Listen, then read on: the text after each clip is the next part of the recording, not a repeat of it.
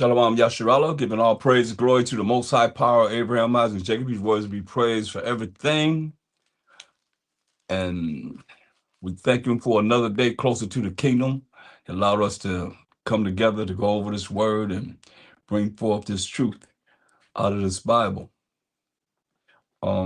As always, I'm going to start with Colossians 3 and 17. And whatsoever you do in word or deed, do all by Shama Mashiach Yahushai, giving thanks to the Most High and the Father by Shama Mashiach Yahushai. So all I say and do is going to be in the name and on the Savior Mashiach Yahushai. Give thanks to the Most High Power of Abraham, Isaac, and Jacob. These words be praised for everything. So we're at a world that's at war. And so I want to go into scriptures to kind of like look at a lot of different angles of why the things that are prophesied in the Bible is going to happen and why certain things have happened and it's going to happen. It's very important that we see that we're nearing the end times, and it's a time that Hamashiach Yahushai spoke on. When you go to Matthew, the 24th chapter, in verse 3, they asked him a question. And as he sat upon the Mount of Olives, the disciples came unto him privately, saying, Tell us, when shall these things be? And what shall be the sign of thy coming and of the end of the world? So they want to know, like this topic is, war, a world at war.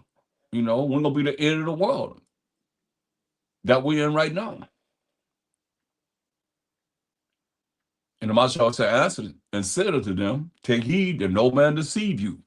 That's very important, because as you go through this, if you stay with this series, you're going to see that there's a lot of deceit that's been brought, especially to us as the children of Israel, because the whole focus is on having us not realize that we have a power, the power of Abraham, Isaac, and Jacob, to realize that we have a power of Mashiach Yahushai, and that we are the 12 tribes of Israel, which is Judah, Benjamin, Levi, Simeon, Zebulun, Ephraim, Manasseh, Gad, Reuben, Naphtali, Asher, and Issachar. So it's very important that we as a people, come back to the Most High. He's going to tell you. And you can't come back to him if you don't really know him. You're not being really taught him. How you going to, even you praying to someone that you really don't know, if you don't really know him in the scriptures? Everybody had a little made up power that they pray to, that they want him to do everything for them, but he gave us strict commandments and orders to do, that we broke his laws. So they want to know what's going to be the sign of him coming to this earth, like, he's coming back, and of the end of the world. And the Mashiach said and said to them, Take heed that no man deceive you. Let nobody lie to you. And it's very important, because we look at the last sentence in Revelation 18:23. It says clearly, For by thy sorceries, by thy witchcrafts, were all nations deceived. You see? So it's very important that we see this, so that there'll be no mistake. And why you see a lot of people are caught up in spells.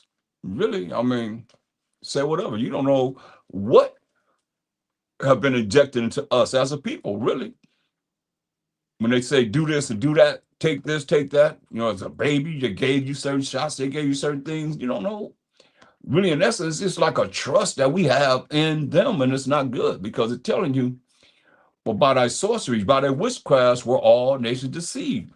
So they on a high level of, that's why I've done lessons on high level demons, how to protect ourselves from high level demons.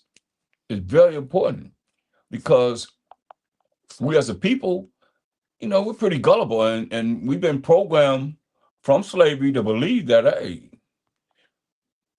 whatever he say, whatever the so-called white man says is the truth.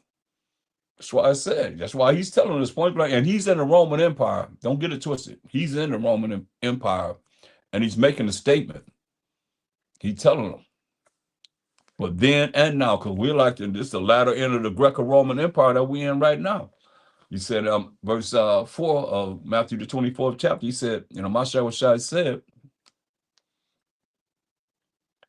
unto them, the apostles said, take heed that no man deceive you. Don't let nobody lie to you. In other words, and we've been lied to big time, and you'll see if you go through this series, you're going to see a whole lot of lies been taught and different methods of how they, came about to lie to us. And the whole world, everybody been lied to, really. It says, for many shall come in my name saying, I am Mashiach, through crisp insanity. I mean, I'm a Christian, and shall deceive many, Gotta look at this because a lot of people have been deceived or they've been lied to because the Most High gave us laws, statute, commandments, moral laws, civil laws, dietary laws, ceremonial laws to follow. We still have to keep the laws. That's why I just did a series on, does grace give you a license to sin? And the Most High wrote the laws with his finger. So many people have been deceived for what religion is keeping the moral laws, the civil laws, the dietary laws, or the ceremonial laws. No. So he says, and you shall hear wars and rumors of wars. There's wars going on right now, big time. World War III could be started. I see that Iran just bombed all these countries, France, Italy, allegedly, Yucca, Road, Tyre, Cyprus, Israel, Syria, Iraq, Kuwait, Bahrain, Qatar, Saudi Arabia, UAE, however you say that, and Dubai at one time. Come on now. He said, and you should hear wars and rumors of wars. See that you be not troubled. Say, see that you be not troubled.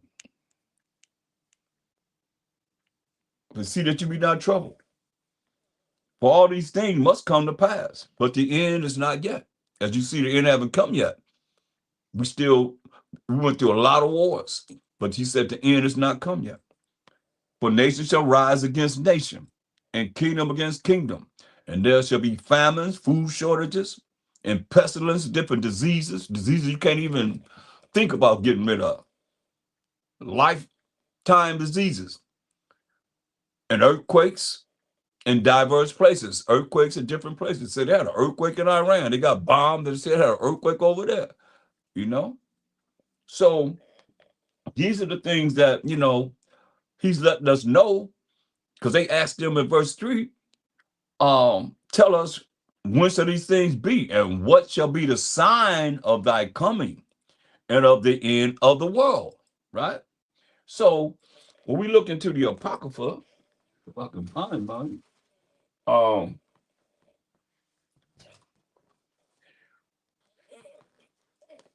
when we look at Second Ezra's sixth chapter, the 7th verse, the same thing was asked during the time of Ezra, which was during the Persian Mede Empire and the Babylonian Empire. It says, 2 6 and 7, it says,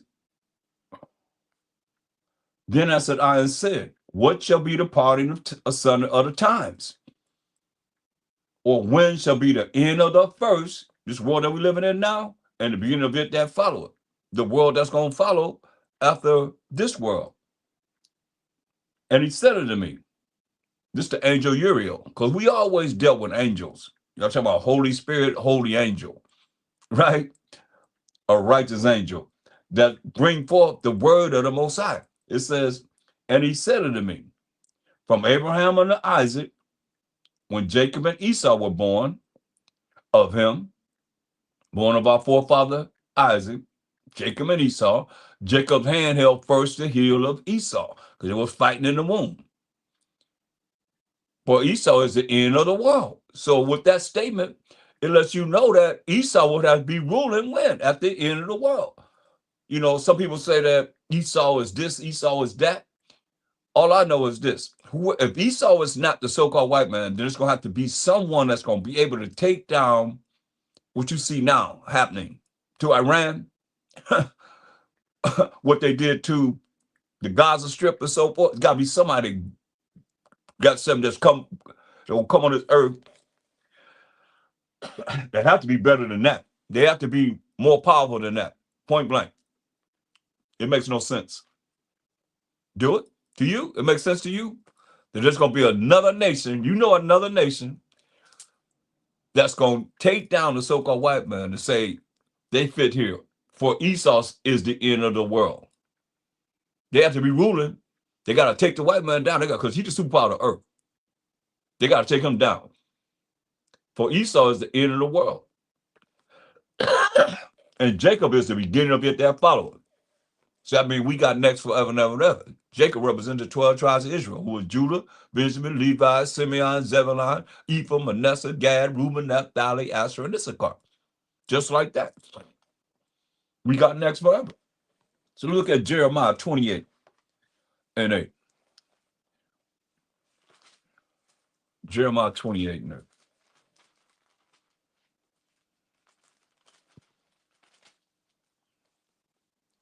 The prophets that have been before me and before thee of old prophesied both against many countries and against great kingdoms, of war and of evil and of pestilence. And we just read it, about war and pestilence and evil. Add that to the mix. And it tells you in First Maccabees, when the Greeks came into power, the so-called white man first empire, First Maccabees 1 and 9, it says, and after his death, after Alexander the Greek's death, they all put crowns upon themselves so that their sons after them. So they passed the lineage of the kingdomship back down to their sons. Many years, it says, and evils were multiplied in the earth. You see that? Evils were multiplied in the earth when the so-called white man came into power. That's probably why they took the Maccabees and the Apocrypha out of the regular Bible. Why people go to church, they don't know anything about history. What do they really know about history? Think about it. They don't know nothing about no history. The Bible's a history book. But if you don't know anything about history, then how are you really going to read the Bible and kind of put it all together as far as timelines and so forth, or who was ruling at this time, who was ruling at that time, rather than just looking at what it is that they give you. John 3:16, that's all you need. John 3:16. For God so loved the world that he gave us only begotten Son, whosoever believes in him shall not perish but have everlasting life. That's all you need. Oh, that's right. I got another one. Galatians 3:28. Come on now. What was ironic, this cat came up there this weekend. He was a heavy scoffer. He had pulled one scripture. That was amazing. That was the first. At least they go to, those two scriptures. He'd pull one scripture. I'm like, wow. I was different. Like I said, it would come all kind of way, Look at the book of Jude.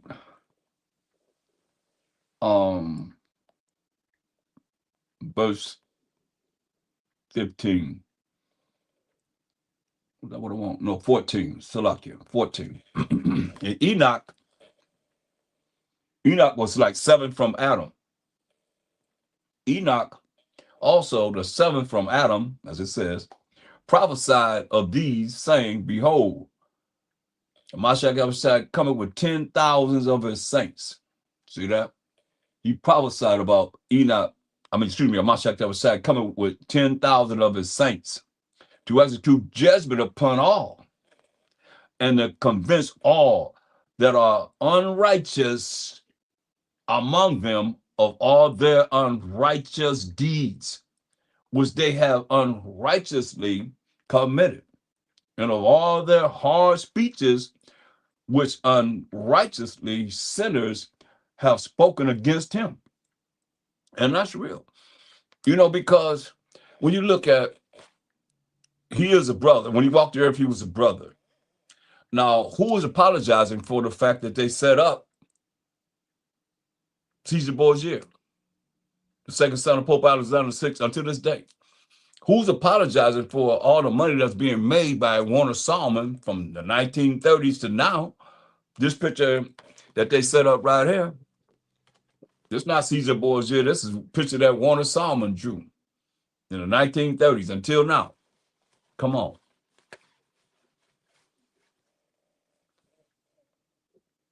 And they say hard speeches, they really come hard against us and just teaching the truth. Bing, okay, you gone. I offended somebody. You got to deal with the Most High on it, though. I say that, about Shalom Mashak Yavashai. You got to go to the Most High. You willing to go to the Most High on how you really feel? You better be right. I know that. In every way, shape, or form as you can. But like I said, nobody really, apologizing for the fact that, they've been lied to. And they realize it. They realize the lie, but they got to keep the lie going. And what do? They pass it down. It's been passed down from generation to generation. That's why we don't know. What do we know? I'm talking about as a people. We the main ones be really, really against us. Really, really against us. This is sad, but it's real. Ecclesiasticus 37 and 13.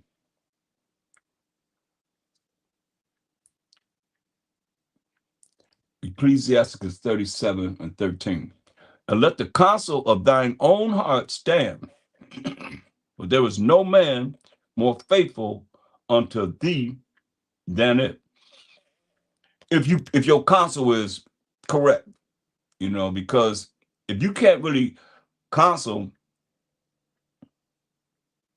and you don't really have the Holy Spirit of the Most High,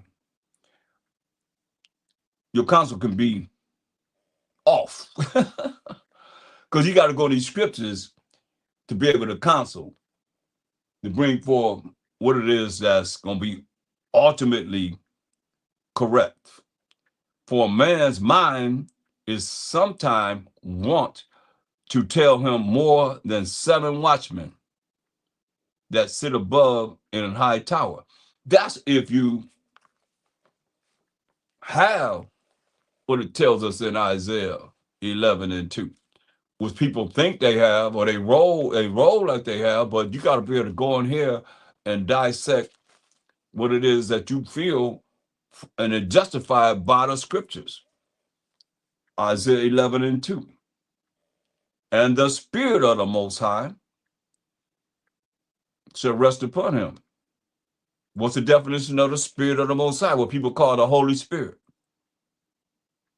The spirit of wisdom, and wisdom is the proper application of how you apply the correct knowledge that has been gathered, information that's been gathered to have knowledge, to be able to apply this correct information that would be knowledge in your life. And understanding is once you know how to correct yourself and roll in the proper spirit, then you will have understanding, and understanding would be Job 28:28. That's why nowhere you're going to go that you're going to justify yourself and not doing what the Most High say do. Job 28:28, concerning understanding. And unto man he said, behold, the fear of the Most High, don't be scared to be afraid of the Most High, that is wisdom. That is wisdom. And to depart from evil is understanding. You see that? To depart from evil is understanding. But see, you got to understand, I just showed you when Alexander the Great died and set up his 4 generals, and First Maccabees 1:9, it says evils are multiplied in the earth. So from that point on, to the Greek Empire, to the Roman Empire, when Mashiach was on the earth, all the way to the Byzantine Empire, all the way to the rebirth of the so-called white man coming into power, to now, it's just been growing evil, evil, evil, evil. Because, like I said, what nation, what religion is keeping the commandments of the Most High? They say you got to keep the laws of the Most High. You'll find that there's hardly none. That's actually have a church and they really teaching the moral laws, the civil laws, the dietary laws, the ceremonial laws. What church just celebrated or celebrating Purim? Because they know they're telling people, hey, we got the victory over our enemies. Talk to me. A lot of y'all, y'all go to church, or people that go to church. Are you sharing with them that they should be doing these things or not? Because we have days that we got the victory of our enemies, just like so-called white man. He celebrated 4th of July when he got the victory over the Britons. And why they have Independence Day, July 4th, 1776. So, and the Most High's holy days, that he said we're supposed to honor. He said, these my feast days. You see, so what changes if a Mashiach Yahushua, when they killed him, he had just had the Passover meal. Are they dealing with that? Or are they dealing with Easter? Has nothing to do with Passover. You understand what I'm saying? So these are the things that we're looking at. That's why I said, to depart from evil is to depart from the way that the world is set up to send you right to damnation with it. And the Spirit of the Most High shall rest upon him. What is the Spirit of the Most High? Which is the Holy Spirit, people want to say. The Spirit of wisdom and understanding. The Spirit of counsel. That's why we were talking about counseling. So the only way you're going to counsel is if you have the Holy Spirit, the Spirit of the Most High, to counsel right, even for yourself. And might, that's power. That's spiritual power. The spirit of knowledge and of the fear of the Most High. You know you better be afraid and scared of the Most High. For real, for real. So, and that's a lot of the problem is the mindset of someone that don't know the Most High, someone that don't know what Mashiach Yahushua, according to the scriptures, precept upon precept, precept upon precept, line upon line, here a little and there a little, as the Bible's written, it's a puzzle. Then they will counsel with their own mind. Why Ecclesiastes 3:24 says what? For many are deceived by their own vain opinion, and an evil suspicion is overthrown their judgment. By their vain opinion, vain thinking, that's a vain counsel. Like I say, is your counsel concerning the scriptures? You can validate how you think in your counsel for yourself or for anyone else. I have to deal with the scriptures to be able to talk to someone that needs counseling. I remember I back in the day, I had an accident and they sent me to this psychiatrist. And I told him point blank, you really can't counsel me. You're not qualified to counsel me. And it kind of like shocked them, because they, you can look at me, they probably had their own little way of looking at me. I'm not saying this to boast at all, but what they're taught, and if you could tell me that you can compare what it is I know from this Bible to what somebody has been taught through Esau, who never know the way of the Most High, and where it is that you're supposed to be, everybody got to learn this. Everybody going to have to learn this, or they're going to perish, point blank. I can show you that. And we end up having Bible studies. Straight up. We end up having Bible studies. I went there, hey, all right, you glad to see me this way? We open up the Bible, brought their Bible, we end up having Bible study. They marked it off, whatever. That was the counsel. I was counseling them, teaching them about what this is talking about. They was old. They was glad to be learning about what they know. Because, the truth is something that's like, It's not for everybody, but if the spirit gonna bear with us with the spirit. And the spirit just locked in, and that's what we did. And they understood why I said that. Once I start going through this like that, because man, come on. You tell all them, answer all them questions for all that stuff, man. You got this going on, that going on. You could just, I've been there so much that I just mark things down, see what they're gonna say. Oh, this way I am. Then I can mess with them. I have fun with them. Since you gonna put all these questions on me, poop, answer this, boop, boop, boop. I just answer like boop, boop, boop, boop, just like this, boop, boop, boop, boop, boop, boop, boop. Then they say, oh wow, something's up with you. Okay, well let's see if something really up with me. See who really got it. Well, I don't have nothing else to lose. I mean, I just mess with them. You know what I mean? Because they're doing what they're doing. Because people want to put us down. And it's true. Nothing like the truth. You ain't nothing like the truth. I don't care. You put me in front of anybody and put you in front of someone if you really know the truth, you really gonna stand on it. If you ain't scared to stand on it, man. I've been around all kind of people from way up there to the lowest on the streets, sleeping on the street. Don't matter to me. We still gonna deal with this truth.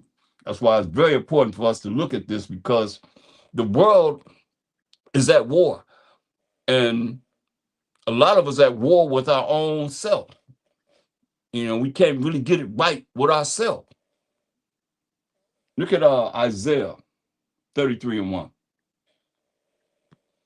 It says, woe, destruction, woe means destruction to thee that spoileth, and thou was not spoiled. America done spoiled a lot of places, man. They robbed a lot of places. Anytime you can put tariffs and sanctions on someone, nothing coming in, nothing going out, that's spoiling a lot of places, man. Every place they got was through warfare and just spoiling whatever people was on that land. Right now, that's what you see right now. Between Venezuela, now it went right to the Iran. Whoa, destruction to thee that spoileth, and thou was not spoiled. And nobody spoiled over here. And deal it treacherously. Come on, man. These people deal treacherously. And they dealt not treacherously with thee. Well, you see the treacherous that happened to America. It haven't happened over here. When thou shalt seize, look what the Most High said. When they shall seize to spoil, to be robbing everybody, thou shalt be spoiled. Hear that? Once they cease to spoiling everybody, then they gonna be spoiled, robbed. And when thou shalt make an end to deal treacherously, oh, I'm gonna be like, they're gonna try and bring the Bible in or try and act like they're righteous. When you think to end being treacherous, they shall deal treacherously with thee. You hear that? That's prophecy. They shall deal treacherously with thee.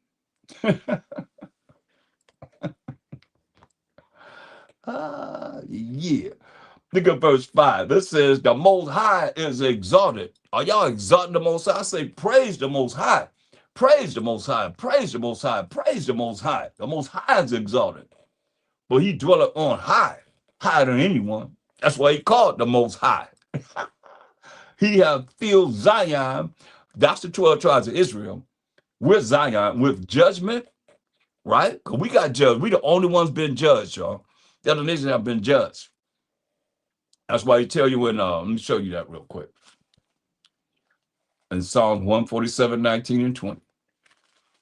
In the last chapters of Psalms 147, 19 and 20. He show up his word unto Jacob. Jacob's the forefather of the 12 tribes of Israel. His statutes and his judgment unto Israel. See that? He have not dealt so with any nation. So he give his laws, statutes, commandments to no other nation. And as for his judgments, meaning the punishment for breaking the Most High's laws that he didn't give them, they have not known them. Praise ye the Most High. That's why I say praise the Most High. True. Going back to Isaiah 33 and 5, the Most High is exalted. But he dwelleth on high. That's why he called the Most High. He hath filled Zion, which is the 12 tribes of Israel, with judgment. We got punished for breaking the Most High's laws. That was judgment. Remember, he says for his judgment, the other nations have not known it. But they're going to know it when Amashah come back. He says he hath filled Zion, the 12 tribes of Israel, with judgment and righteousness. Now what? Now that righteousness, we got to define it. Deuteronomy 6:25. Y'all should know that by heart. Y'all should be able to quote that as much as we go there, because the reason why I go here to define these words, because nobody can gainsay on it. He's filling us with righteousness. Not everyone. You know that Christian insanity, no matter what religion it is still Christian insanity, because they're not teaching righteousness. What is righteousness? Deuteronomy 6:25. And it shall be our righteousness. This is the definition of righteousness. If we observe to do all these commandments before the Most High our power, as He have commanded us. So if they're not teaching the moral laws, the civil laws, the dietary laws, the ceremonial laws, if you don't know them, then you in sin too. If you ain't keeping His commandments, you ain't keeping His laws, you in sin too. There's no excuse. What you think you're gonna be judged on? You gonna open up the books and say, okay, you didn't care about knowing my laws, my statutes, my commandments, my feast days. Certain days are the Most High's feast days. They're not our feast days, they're His feast days. We have 4 feast days that we have ourselves, we honor, you know, feast of dedication. Purim, we just celebrated, and before that was destruction of Nicanor, then Purim. That's like 3 days back to back to back. And we have Purim, so Purim, and then we have Day of Simon. The 4 days that we say we're going to celebrate in honor of getting the victory over our enemies, going to wipe us out. And the head honcho all the time was Esau. Everybody else under him, wipe us out, man. That's real talk. So it says, the Most High is exalted. I love this. Isaiah 33:5, the Most High is exalted, but He dwelleth on high. He hath filled Zion with judgment and righteousness, man. So that don't apply to everybody, because righteousness is keeping of the commandments of the Most High. And everybody, I don't care if they call themselves Israel, you ain't keeping the commandments of the Most High to the best of your ability. You ain't keeping what He say. You ain't doing what He say do. Like, yeah, every new month is a law that we're supposed to come together once a month. Then y'all waiting on what? Easter? Come on, man. We have a feast once a month. Also, I say you got to know the new months, the new moons, all of that. That's part of our culture. And wisdom and knowledge shall be the stability of thy times.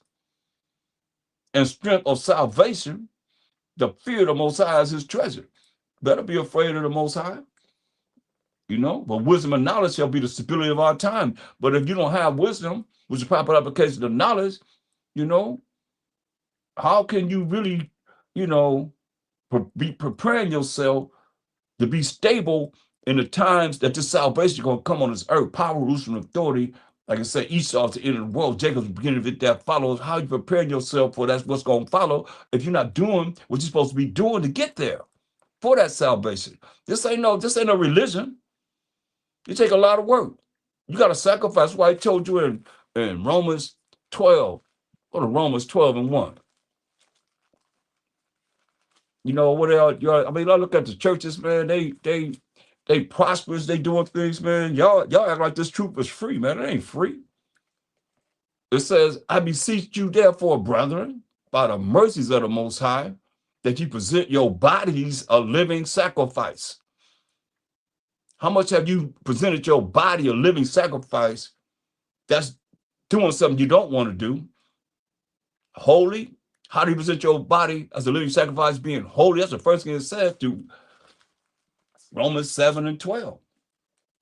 Wherefore the law is holy, and the commandment holy and just and good. So you got to keep the commandments and the laws of the Most High to be holy. That's why I say, present your body as a living sacrifice. You got to be doing something. I hope y'all don't think this is no religion. They come from a Latin word, religio, mean to hold back, keep down, and restrain you from what you're supposed to be doing that's properly right in the eyes of the Most High.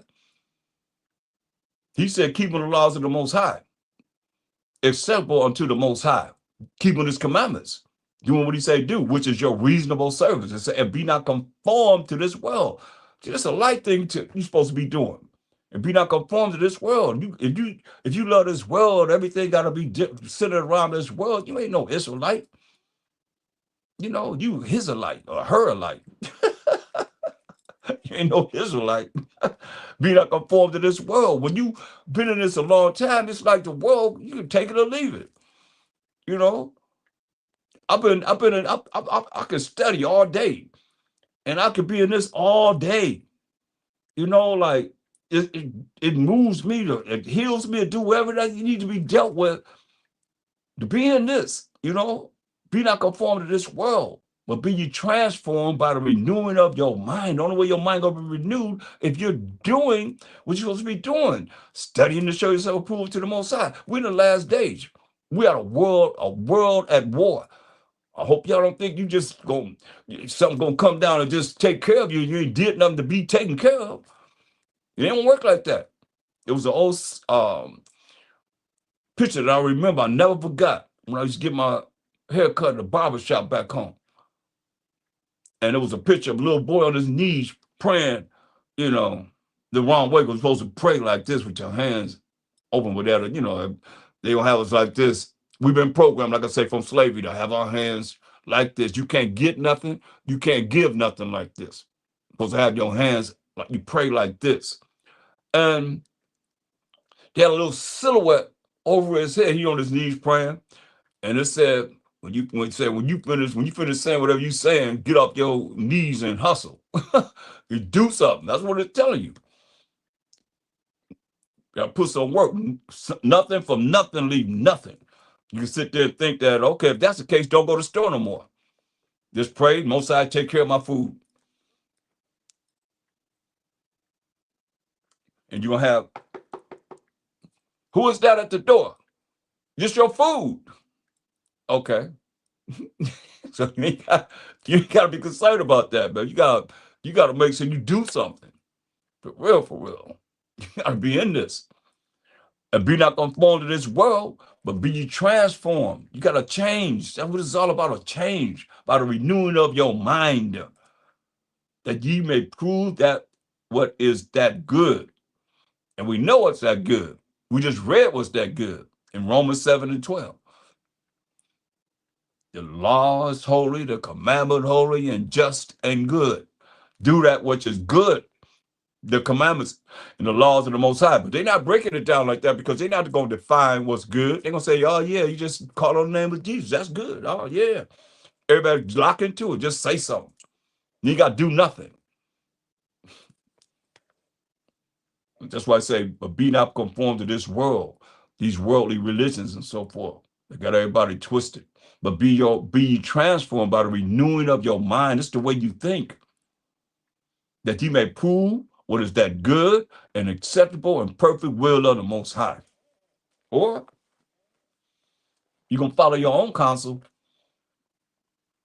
and tell you in Hebrews 10:31. It's a fearful thing to fall into the hands of living power, the Most High. So we're going to look at Jeremiah 28:8 again. And shalom to everybody coming in. Give me a like. A lot of y'all come in, you don't support.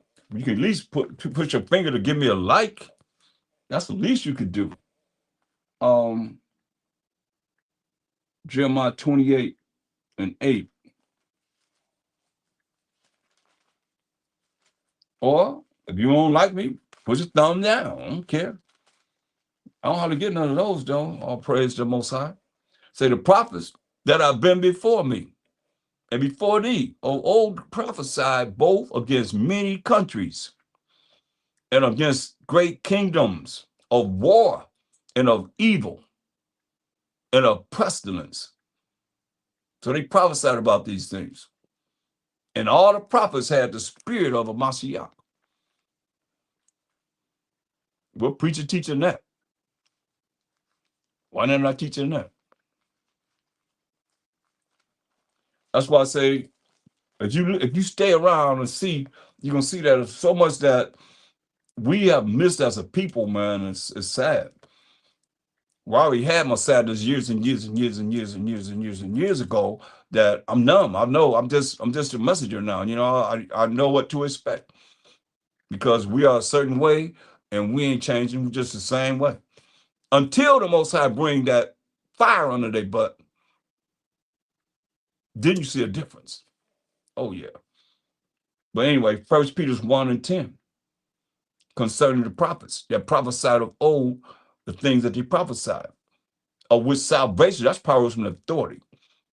The prophets have inquired and searched diligently, who prophesied of the grace, which is getting something you don't deserve to get, that should come unto you. That's what we're getting right now. Searching what or what manner of time the spirit of a Mashiach. You see that? The spirit of Mashiach. This is the prophets. From Moses all the way back to Adam, if you want to go back there, to Malachi, all the prophets in between. They had the spirit of a Mashiach, which was in them. This signified, when it testified beforehand, the sufferings of a Mashiach and the glory that should follow. He prayed for that glory, and he got that glory. He coming back with glory. Shoot, man, when he come back, look, jumping ahead, but I just want to bring us. This feels good. Matthew 25:31. Listen, Matthew 25:31. When the Son of Man shall come in his glory, you see, got that glory, and all the holy angels with him. Then shall he sit upon the throne of his glory. Power, rules, and authority. And before him shall be gathered all nations, and he shall separate them one from another. This integration of all nations together now. Most High separated from the beginning. When he come back, he going to separate. Like it says, separate them one from another, as a shepherd divideth his sheep from the goats. And he shall set the sheep on his right hand, when he said in Matthew 15:24, but he answered and said, I am not sent but unto the lost sheep of the house of Israel, and the goats on the left, right? So he's going to tell the sheep, then said the king say unto them on his right hand, which are the children of Israel, we the lost sheep of the 12 tribes of Israel, come ye blessed of my Father, only because you're keeping the commandments of the Most High. You got faith in him. Inherit the kingdom prepared for you from the foundation of the world. You see, everything was prepared and set up for us, the 12 tribes of Israel, from the foundation of the world. Just heard him. But what about the goats? The ones on the left side, the ones that's following the way of the world, that's caught up in, not really sacrificing themselves to do anything. When the book's open, say, well, I did what I could do for myself, and these people, a few people over here, that's it. All you like that. You still in the ghosts, because that's what the ghosts want you to do. That's what you want you to do. They don't want you to come back to the Most High. They don't want you to be sacrificing yourself to be able to bring us back to the Most High.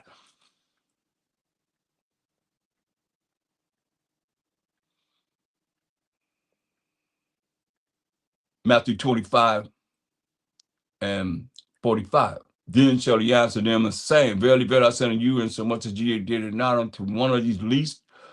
Look at verse 41. Then shall he say unto them on the left hand, depart from me, ye cursed, into everlasting fire. That's the goats on the left side. He said they cursed, and they're going to be cast into everlasting fire, prepared for the devil and his angels. You see? Verse 46, and these shall go away into everlasting punishment. But the righteous, we define righteous. That's why it's very important to understand the definitions of these words from the Bible. And these shall go away into everlasting punishment. But the righteous, those that keep the laws and the commandments of the Most High, into life eternal. See? So that's why it's very important. That's what he's telling you. You got to keep the commandments of the Most High. He said in St. John 14:15, if you love me, keep my commandments. Simple as that. Jeremiah 50. Jeremiah 50:33. Jeremiah 50 and 33. Thus said the Most High Power of hosts. When you see here the Most High Power of hosts, that's Most High Power of army of angels. The children of Israel, the northern tribes, and the children of Judah, the southern tribes, which represent all 12 tribes between the northern tribes and the southern tribes, were oppressed together. You hear that? Were oppressed together. And all that took them captives held them fast. They refused to let them go. That's why we're still in captivity right now.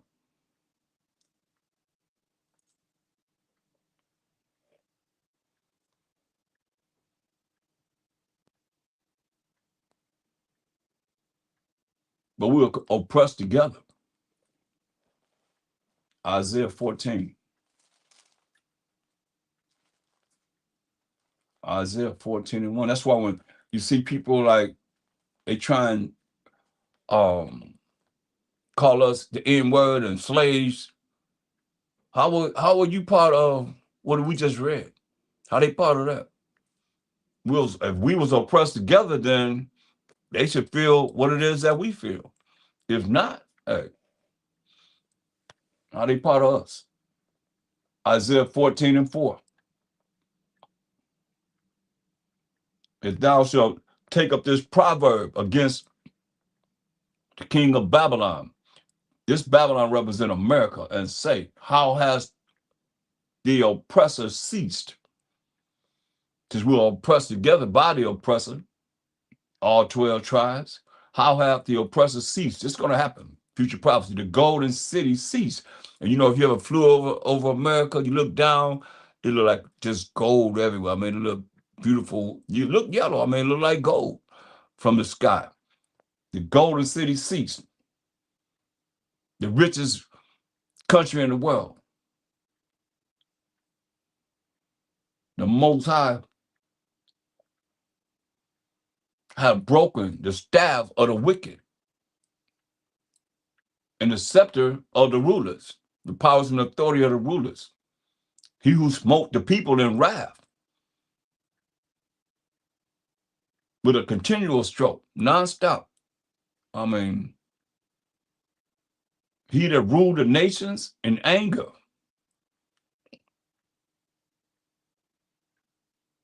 They ruled the nations in anger, is persecuted, and none here. Ain't nobody gonna help during this time. The whole earth is at rest, you see.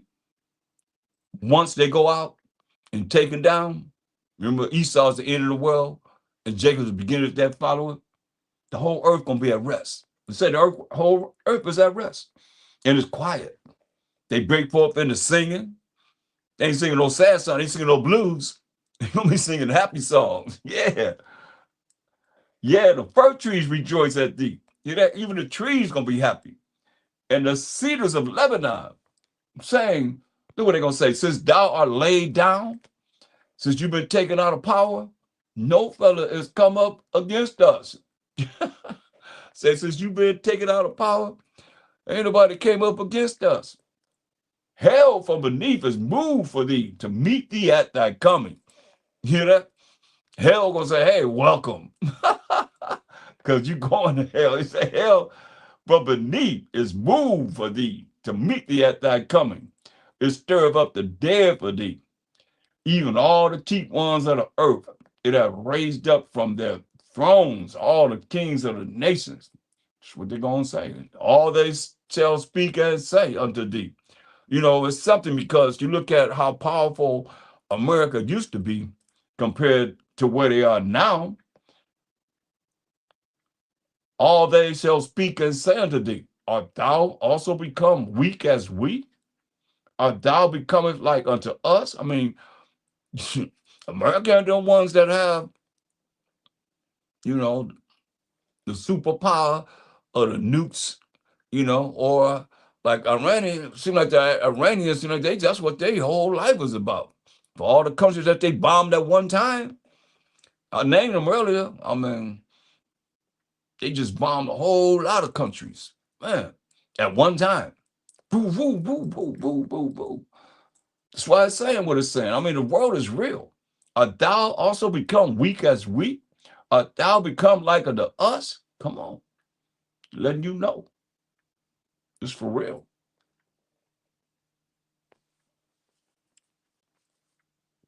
Look at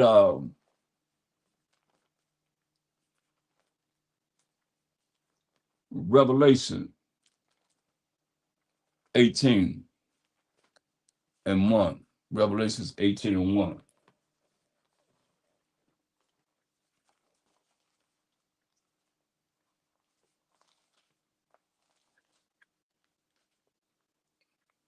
So after these things, I saw another angel come down from heaven, saying,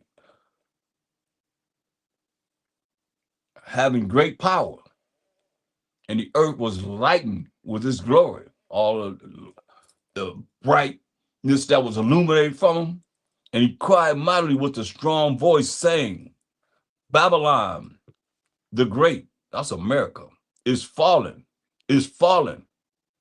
and has become the habitation of devils, deceitful, evil people, and the hold of every foul spirit.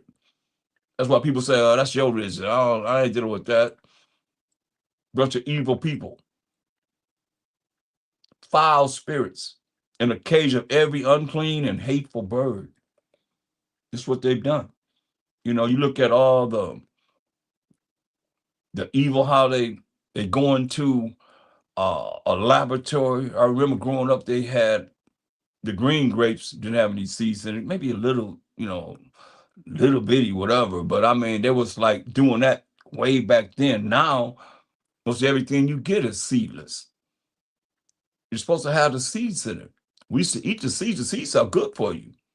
Like apricot seeds, allegedly, supposed to help you with cancer. Just apricot seeds alone. So many things that, you know, the morals are so twisted. You know, a man could be with a man. Habitation of devils, deceitful and evil people. You can't tell me that they're going to be in the kingdom. Women with women, you know, you're going to get a sex change in the kingdom. What? That's why I say, man, Babylon is great, is fallen, has become the habitation of devils in the hold of every foul spirit. Man, that's a foul spirit.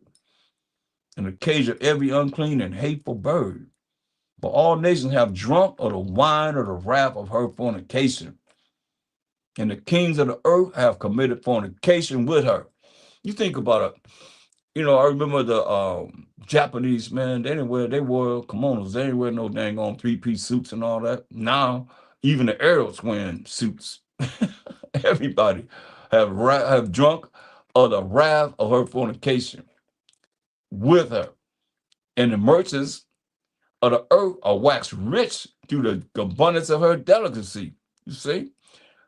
But it's going to come a time when they're going to see, look, verse 9, it says, well, let's read verse 8. Therefore shall her plagues come in one day.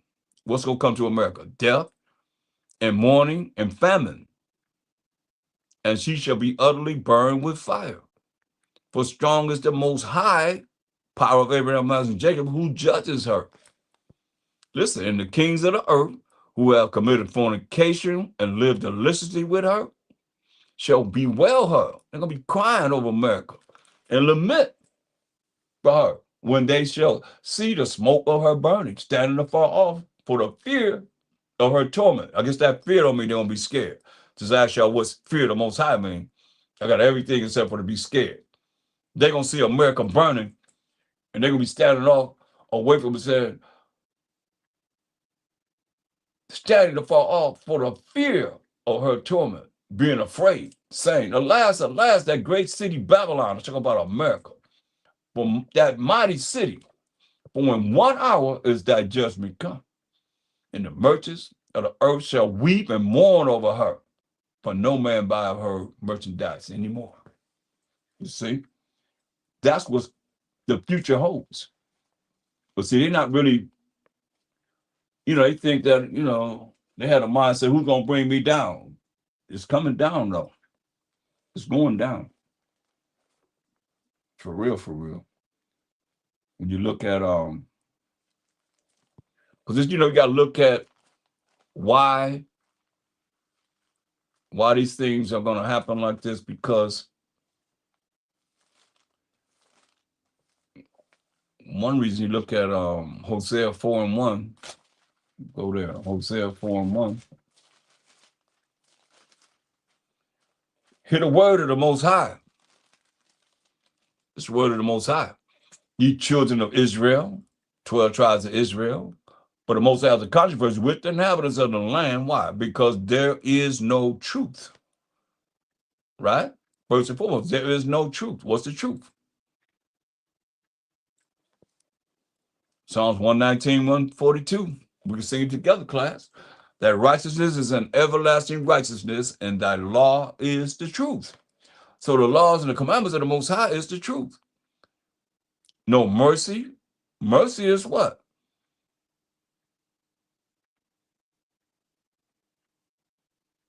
Y'all know what mercy is? Not getting something you do deserve to get.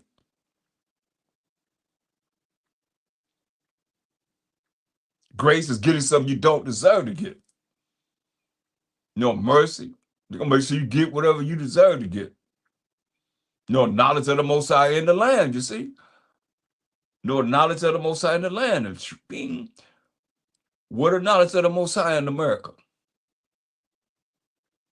I don't even think that we as Israelites are exalting and talking about the Most High himself only enough. He said there's no knowledge of the Most High in the land. And it's sad because he's not going to be accepted until he put all of my Shakabaside's enemies under his foot. That's what it says. And that's a shame.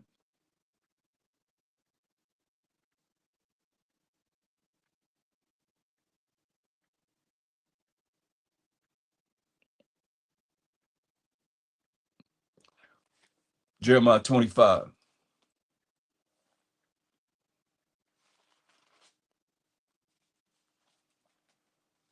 and 30.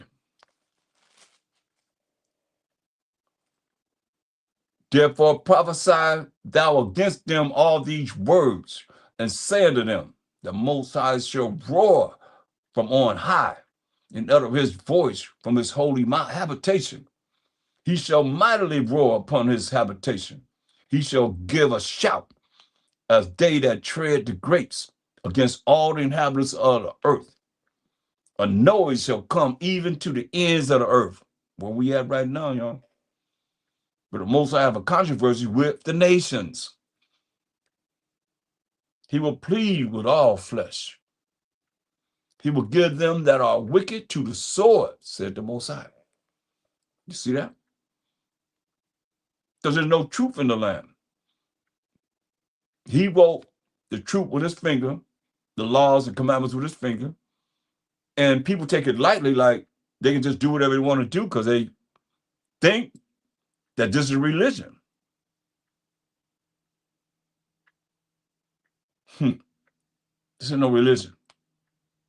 This is a real way of life. That's why I said, a noise shall come even to the ends of the earth. But the Most High has a controversy with the nations. He will plead with all flesh. He will give them that are wicked to the sword, said the Most High. Thus said the Most High power of hosts, that's army of angels, behold, evil shall go forth from nation to nation. Hear that? Evil's going forth from nation to nation in a great whirlwind, like a tornado, like a hurricane, shall be raised up from the coast of the earth. And there's coast of the earth, and everywhere, every land that we're in, there's a coast. He said a great whirlwind, like a hurricane, like a tornado in the hurricane, shall be raised up from the coast of the earth. And the slain of the Most High shall be at that day from one end of the earth even unto the other end of the earth. Do y'all understand? Exodus 15:3 say the Most High is a man of war. You know, Yahweh is his name. And the slain of the Most High shall be at that day from one end of the earth even unto the other end of the earth. They shall not be lamented. They ain't gonna be nobody gonna be crying over the dead bodies. Neither gathered, they ain't gonna be gathered to be buried, nor buried, as it's just saying. They shall be dung upon the ground. That's like feces upon the ground. They're just gonna evaporate into the ground. How, ye shepherds, you preachers, you ministers, and cry and wallow yourself in the ashes?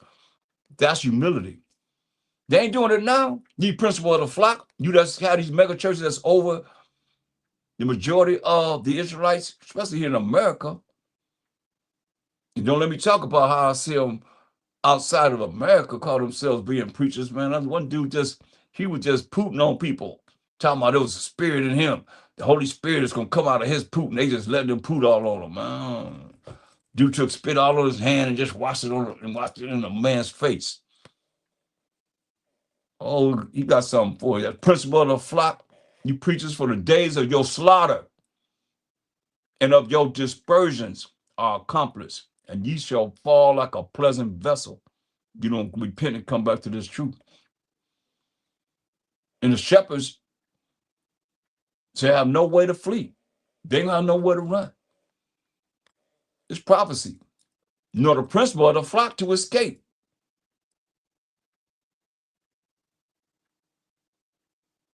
They're not going to be able to escape this. A voice of the cry of the shepherds and an howling of the principle of the flock. That's talking about these preachers, these ministers, as they call themselves, shall be heard. For the Most High has spoiled their pasture. That's the congregation.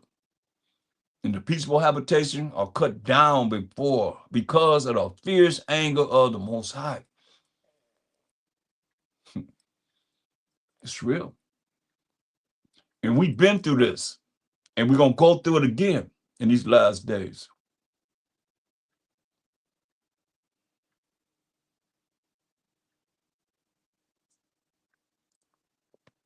That's why it's very important that we look at as much as possible how we can please him.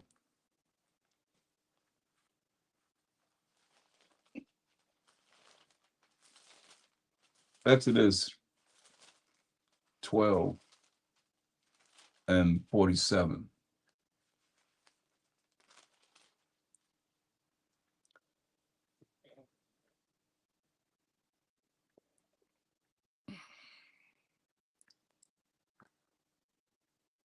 All the congregation of Israel shall keep it.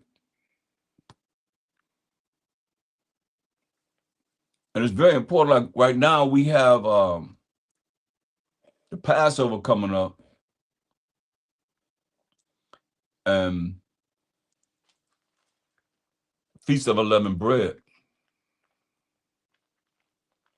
They're gonna say they're not teaching this, they're not following it. And it tells you, just sin, if you ain't doing this, you in sin. Deuteronomy 16:16. 3 times in a year shall all thy males appear before the Most High thy power, in the place which he shall choose. In the Feast of Unleavened Bread, that's the day after Passover, and in the Feast of Weeks, that's 50 days after the Passover, and in the Feast of Tabernacles, that's right after, in the 7th month, right after Day of Atonement. And they shall not appear before the Most High empty. I mean, you're supposed to be coming with some type of offering. Every man shall give as he is able, according to the blessing of the Most High thy power, which he hath blessed, given thee. So, look at, you can read this 100 times, 100 times. You think people really follow that law? No. Israel gave everything they had up to these pork-chop-eating preachers, but when it comes down to actually giving to the truth, it's almost like you're talking to the air. You know what I mean? Like, now I won't say for a few. I mean, it don't apply to you. If it don't apply to you, it don't apply to you. But he said, every man shall give as he is able. He only wants us to come together 3 times a year, as meal.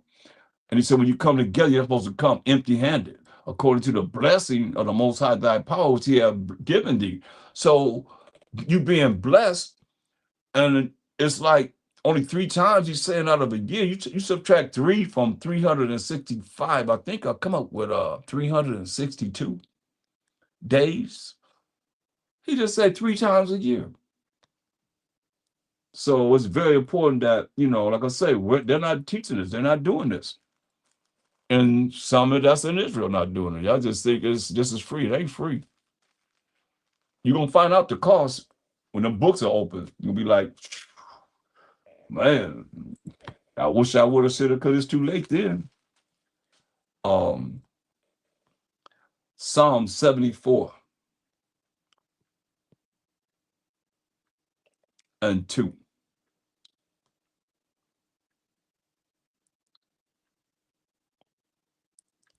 Well, let's remember that. Through verse 1. O Most High, why hast thou cast us off forever? Because we scattered among all these nations. Why does thine anger smoke against the sheep of thy pasture? He turned his head away from us. He turned his back on us. Turned his face all the way away from us. Why? Because we made him cry. We made him cry. So he said, when we cried, that's the only time he really had pity on us. He said, I ain't listening to you. Remember thy congregation, who we are, which thou hast purchased of old. We the 12 tribes of Israel. The rod of thine inheritance, which thou hast redeemed. This Mount Zion, wherein thou hast dwelt amongst us, man.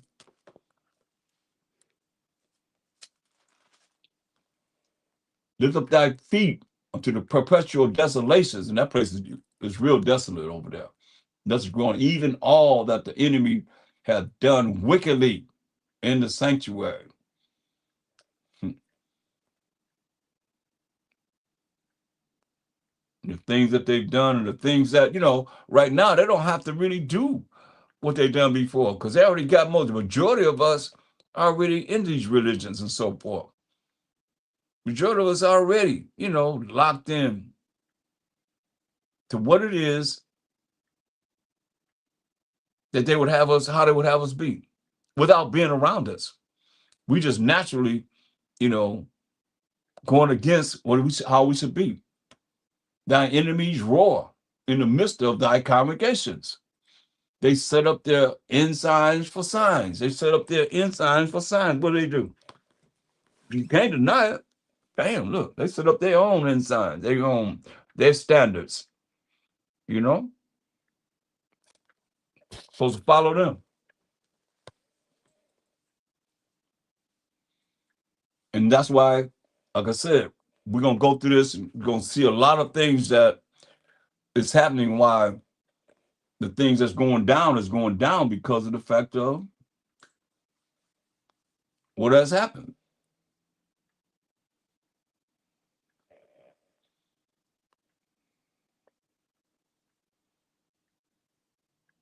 And where we at as a people and trying to get closer and closer to the Most High, or are we just doing what we've been doing? You call yourself in the truth, but you still rolling like you always roll. You're not in the truth. Isaiah 40, it's all about changing for the better.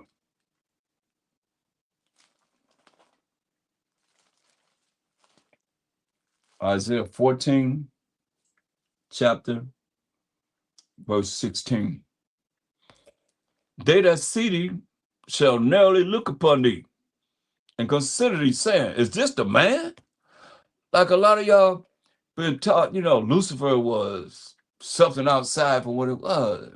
That's why in verse 12 it say, how art thou fallen from heaven, O Lucifer, son of the morning? How art thou cut down to the ground, which did weaken the nations?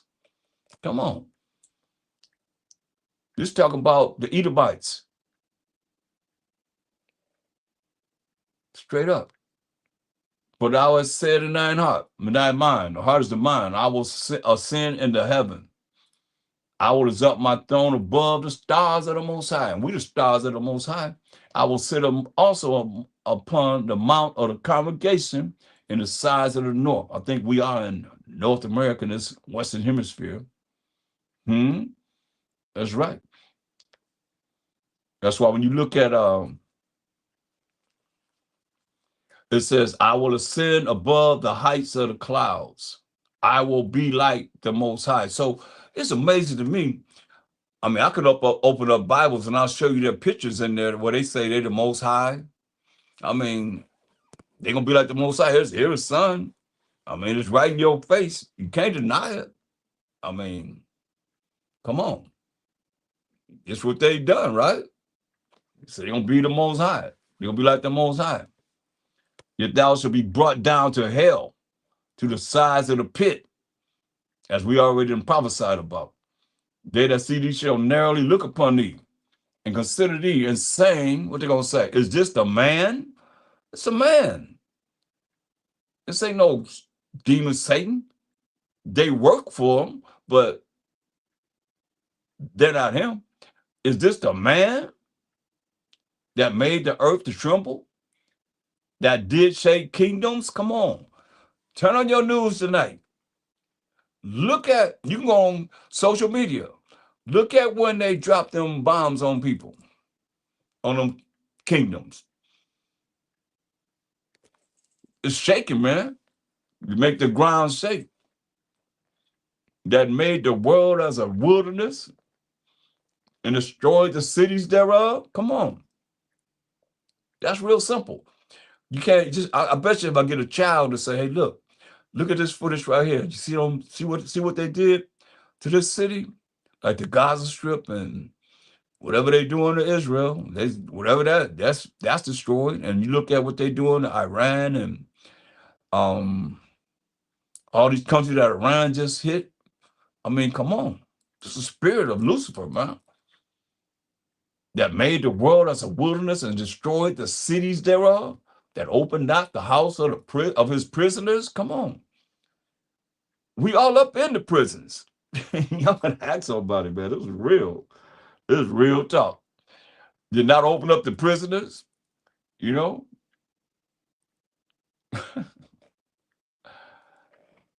It don't take a rocket science to figure this out.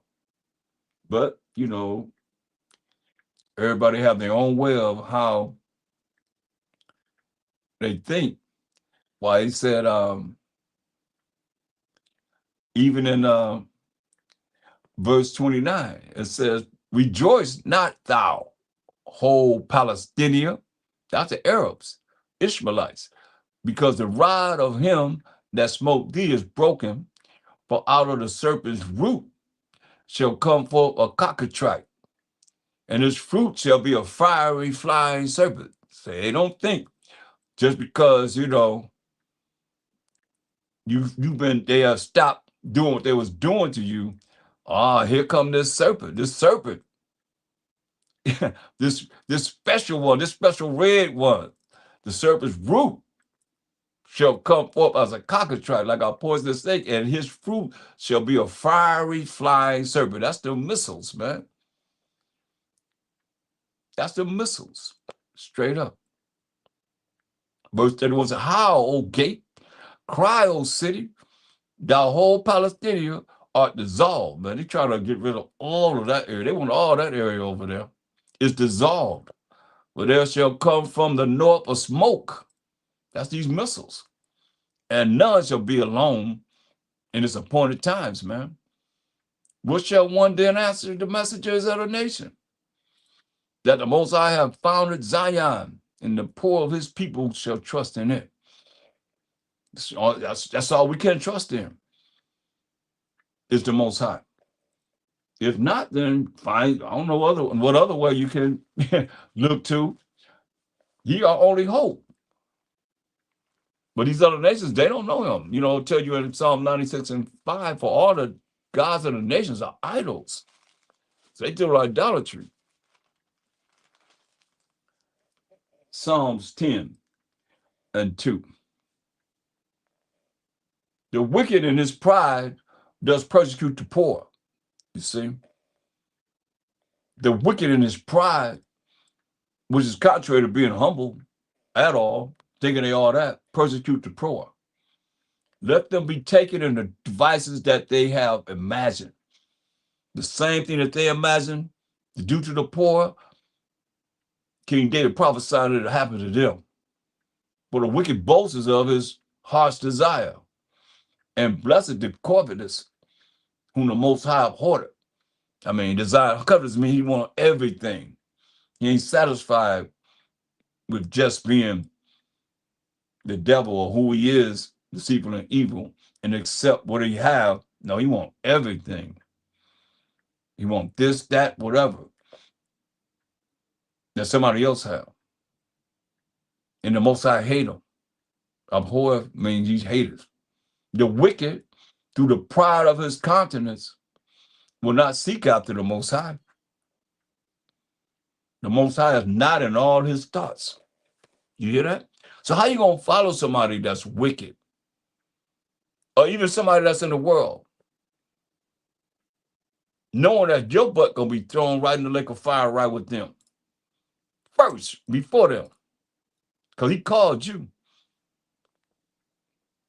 But I know people like to go back into the past and go back into where it was. And man, I'll tell you this, if you have been able to hear the truth, you learn it, live it, and apply it in your life, that you've been trying to be a part of this, you say you're going to get beat with more stripes than those that you look at that's wicked as ever. Because they cold. And you lukewarm. You either in this all the way, or he said, leave it alone. But you got those that straddle the fence. They ain't really about it because the things you're supposed to be doing and being in the truth, which is the laws and the commandments of the Most High, you got to look at doing it. You can't just say you are Israelite and you're not doing what he say do. The wicked, through the pride of his countenance, thinking they all that, will not seek after the Most High. So if I have the Bible, you should be able to show me just the Most High, all of y'all. You should be able to give me a lesson on the Most High. He's saying the wicked, through his pride and his conscience, will not seek after the Most High. So I'm wondering why, you know, I could say it over and over and over and over and over and over again, but nobody really talking about him like. It's the Most High is not in all his thoughts. So that's what I think, you know, it's like, is he in your thoughts? Praise the Most High. All praise to the Most High. Is he in your thoughts? He's the one that you pray to, but he's not in your thoughts. Once you to pray to him, then he got to do whatever you say do. But he's not in your thoughts. Because in your thoughts, then you're going to talk about him. His ways are always grievous. Thy judgments are far above all of his sight. As for all his enemies, he puffeth at them. You know his enemies? Those that are exalting the Most High, while Mashiach Yahushua, and keeping his commandments. Just a moment.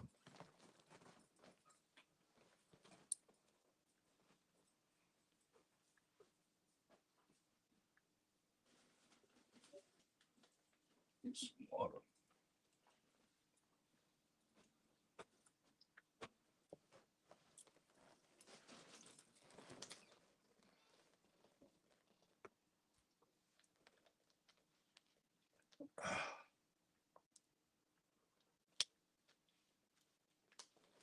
Mm.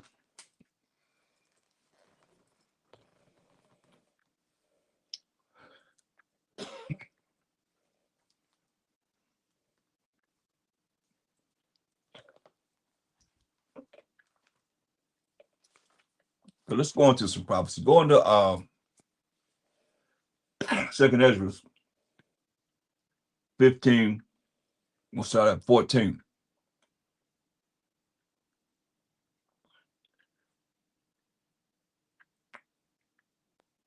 It says, woe, destruction to the world and them that dwell therein. For the sword and their destruction draweth nigh, which means drawing near. And one people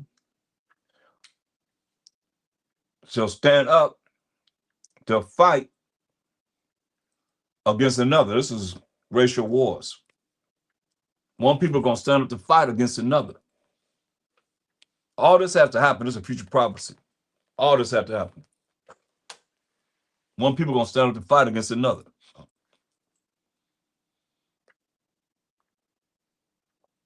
And swords in their hands. So the modern day swords is going to have guns in their hands.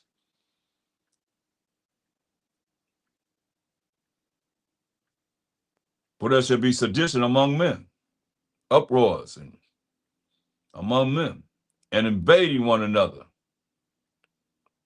Meaning they'll be coming to people's houses. They shall not regard their kings, no matter who's in charge, presidents, vice presidents, nor princes, no army, navy, marines, air forces, definitely not the police. Because I read this to police. Every time I read it to them, they was parked, and they rolled down the window, they listened, and they listened to the whole thing. And I asked them, I said, once I read all that, I said, hey, what y'all gonna do? Y'all gonna protect and serve? Or you gonna be taking care of your family? That's all I'm saying. I'm gonna take care of my family. Every last one of them. Just like you did when the levees broke in Louisiana. The police got their hat. They was out of there. That's what they said. They're not gonna, because the people not gonna, because it's more people than it is any type of, army or, whatever, military, but they're gonna be scattered. Tell you, they're gonna be scattered all over. So it don't matter about the military because they're gonna be everywhere. Different countries, they're gonna be scattered here because we warfare. Like you see now, it's gonna continue. So they're gonna gather. They're not gonna regard no kings, no princes, and the course of their actions shall stand in their power, just like they did when they invaded the Capitol building. Just like that. I mean, can you imagine a lot of people doing that? A whole lot of millions of people doing this. A man shall desire to go into a city and shall not be able. You're going to try and go to a city, you're going to be able to go to a city. I mean, that's martial law right there. They're going to stop the cities where you can't go into the city. Wherever you at, you got to be prepared for wherever you at. Put it like that. That's why you better have some water or something. I mean, you got to have water, y'all. Have some extra water in your car. You got to have preparedness. You can't just, unless, like I said, don't go to the store no more. Just say, food come to me. Tell them also how to give you all the food that you need, the water that you need to survive on. And it's no excuse because you hear what it's saying. You got to be prepared for this, one way or another. Especially you that have children, you got to make sure I'm on top of this. A man shall desire to go into a city and shall not be able. What if you in your little spot that you in, you can't get to no store? I know some places you got to go miles and miles to get to a store. A whole lot of miles. Why this was jump off? You could think in your wildest dream, that ain't gonna affect me if you want to. I can tell you, like I always say, you better be ready rather than get ready. You already said, a man shall desire to go into a city and shall not be able. That's martial law. I seen that. They shut Torrance out here in California. They shut that city down. You had to prove you lived there, going in there and coming out. But because of their pride, the city shall be troubled. The houses shall be destroyed, and men shall be afraid. Hear that? men shall be afraid. They're going to be fearing. You don't think that fear means they're going to be afraid? So if men going to be afraid, how women going to be? Y'all women, y'all macho women, how y'all going to be? See, houses shall be destroyed and men shall be afraid. That's like everybody together. Just like, I tell you what, like that movie, The Purge. Remember that movie, The Purge? Like that. 12 o'clock comes, everybody, you know, going to kill people or do whatever they're going to do to whoever. Look what it says.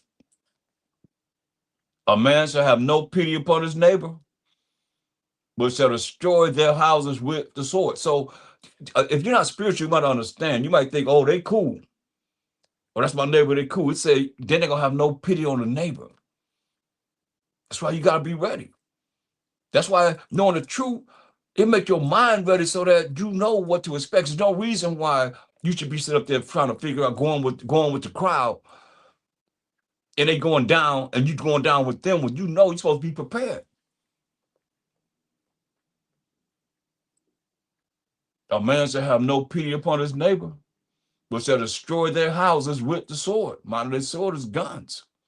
You know, they say that we got 400%, 4 guns to a household when George Floyd happened. So we strapped. Because of the lack of bread. You hear that? Because of the lack of food. All this going to go down like this. When somebody getting hungry, they're going to do some things to you. And for great tribulation, all the havoc that's going to be going on in the world, man.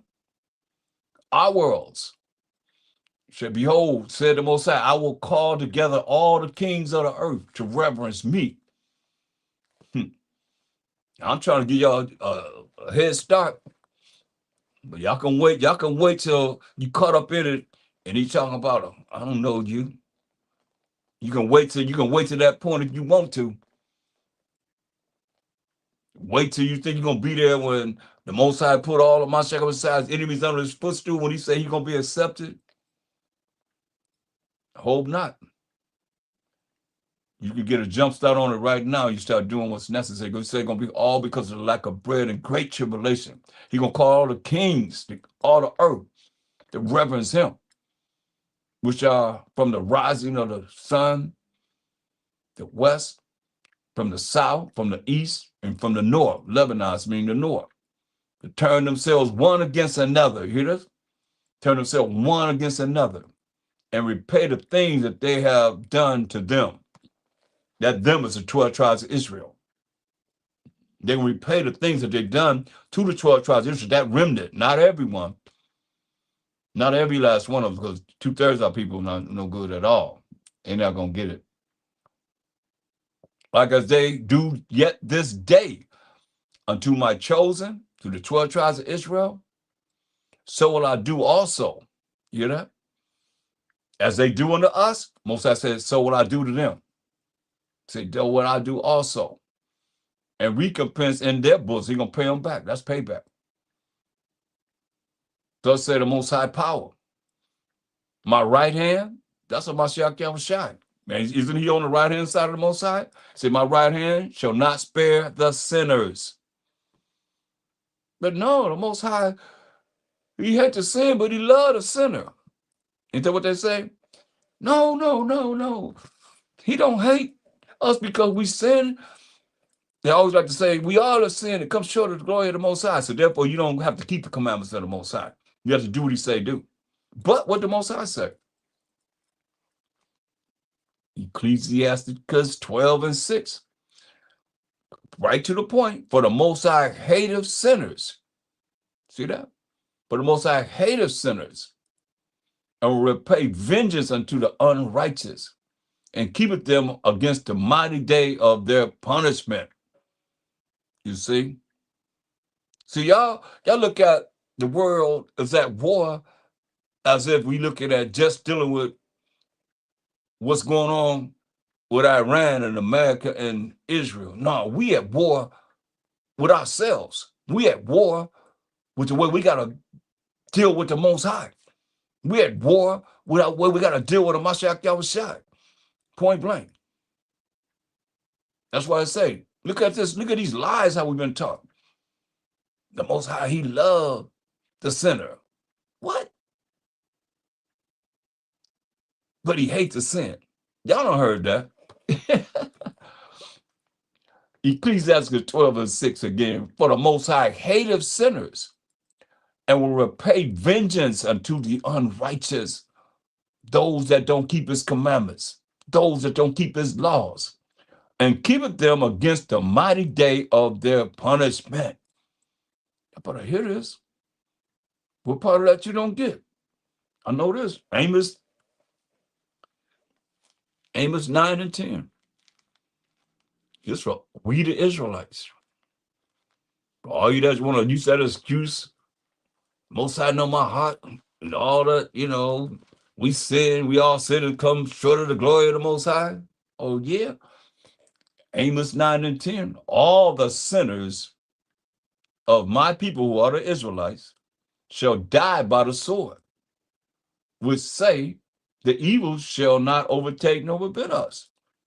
You see?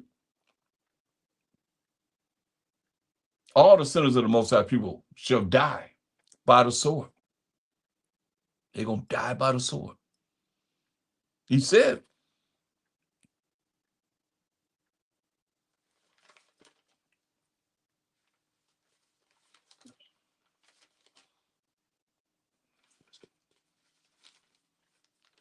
the mighty day of their punishment is coming.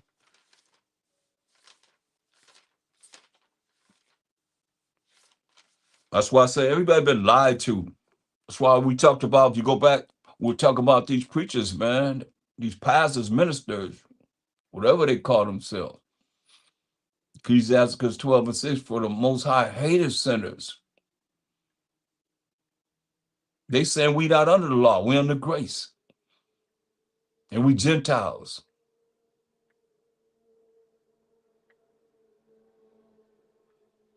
And we've been grafted in, but you don't know who you've been grafted in among. You can't say that.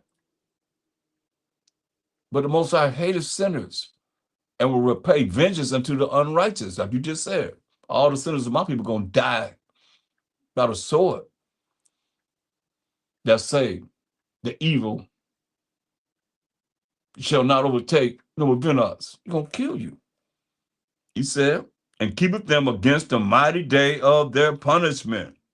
Nobody getting away with nothing, y'all. That's why it's very important that we look at this. Because the Mashiach outside said, hey, Matthew 10:34.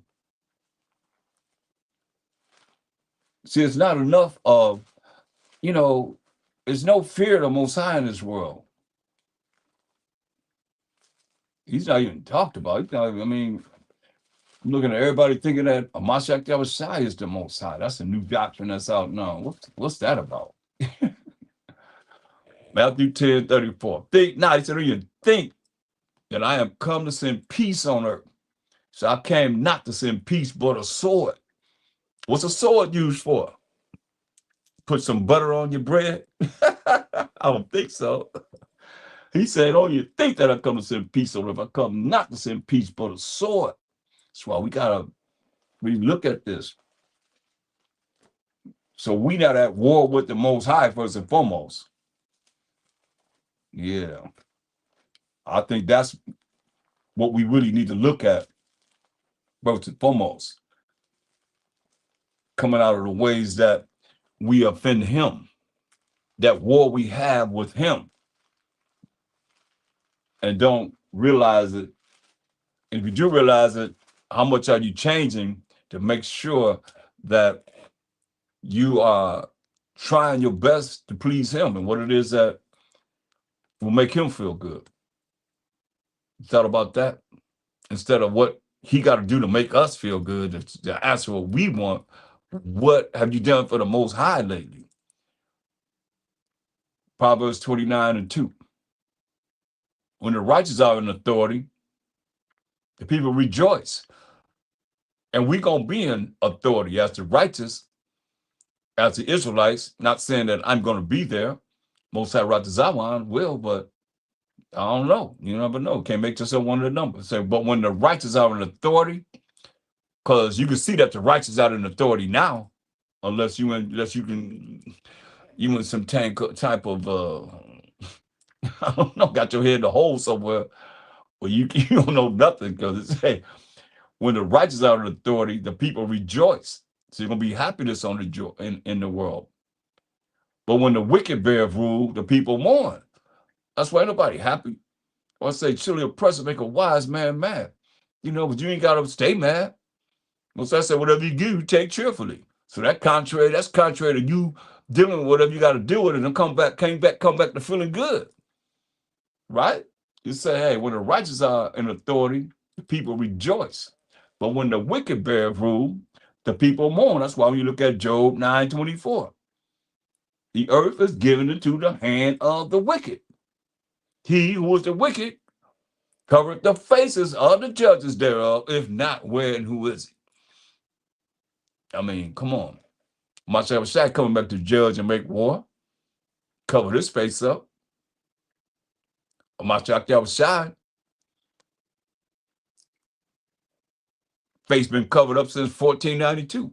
And think about it. He knew that they were going to do that. Think about it. You work all your life and you plan something for your children, or you plan something for your grandchildren, you plan something for your great grandchildren, whatever, or your friend or your associate, whoever, your wife, whoever. Then they say that you somebody else. They got to give everything that you had to some other race. And he knew that walking the earth. He knew that because it's written. First Maccabees 3:48. He knew this. That's why I say when you look at all the things that he had to go through and what he did for us, and here we are just playing it like we're in a religion or something. All you got to do is just sing a few songs and run around the church like a chicken with his head cut off. Y'all ain't doing that, but y'all ain't even excited for the truth. First Maccabees 3:48. He knew this because it was already written in the Old Testament. And laid open the book of the law, the Bible, they opened the Bible up, wherein the heathen had sought to paint the likeness of their images. Wow. He knew that they was going to paint. Matter of fact, I have this book called The Borgias by Marian Johnson. And you see here, she the one that Marianne Trequest, widow of Dwayne Duke of Gandia, was convinced of Caesar's guilt as murderer of both Juan and Alfonso de Bisceglie. She commissioned this altarpiece with Caesar, far right, raising the dagger to stab Juan in the back. But this is what she did and put him on the cross. She put him on the cross. That's when, and they went with that. They feel like y'all put him on the cross now. And here goes Sister Lucretia. We talk about her a lot. You can go on Showtime and look up the Borgias, Borgia, and they call them the first crime family. The first crime family. Here he is right here. That's the original painting of laying open the book of the law when the heathen sought to paint the likeness of their images. There it is right there. I mean, that's him right there. Caesar Borgia. Cold-blooded, boom. And so I say all these lies has been taught. Here he is right here. See? That's your Jesus right there. See? Caesar Borgia, his head is most beautiful, wrote the Venetian ambassador when he was 25. The Pope loves and fears his son, who is physically most beautiful. He is tall and well made.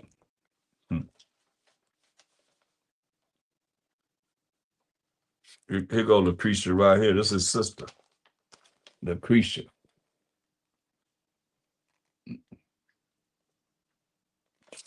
And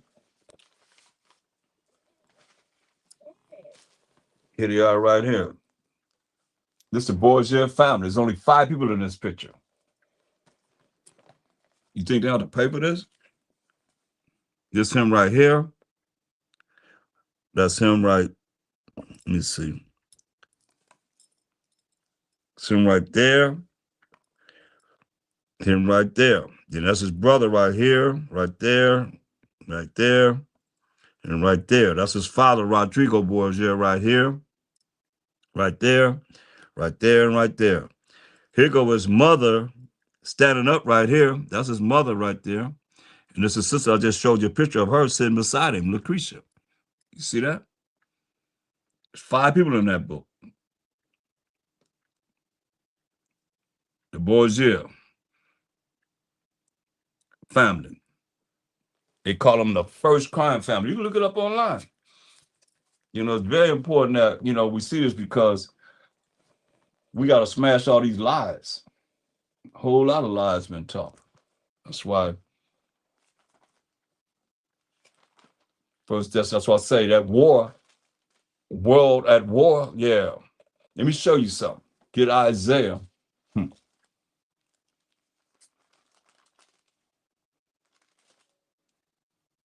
Isaiah 45:17.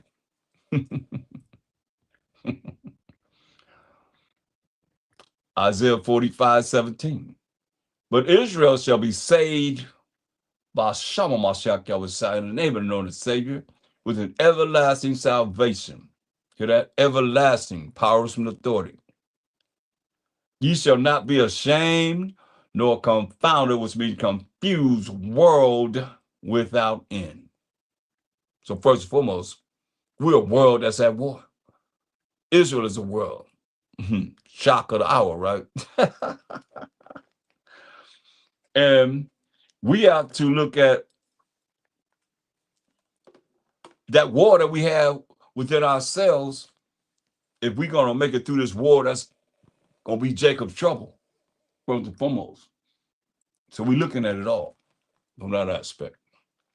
Not only just the fact of physical wars that's going to be on this earth, but we got a war that we dealing with ourselves, and we got to make sure that we on point with the Most High. Very important, Second Thessalonians 2, the second chapter,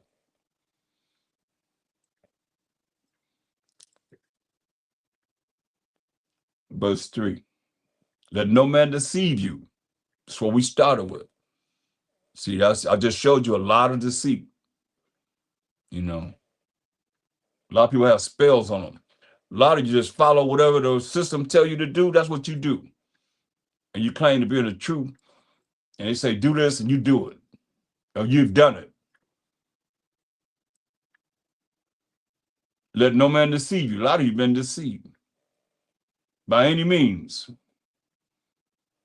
For that day shall not come except there come a falling away first. And a lot of people going to fall away from the truth. Let me show you that. Tell you that. We ain't got to go that far. And 1 Timothy 4:1. Now the Spirit speaketh expressly that in the latter times, the last days that we in, some shall depart from the faith. You see? Some shall depart from the faith,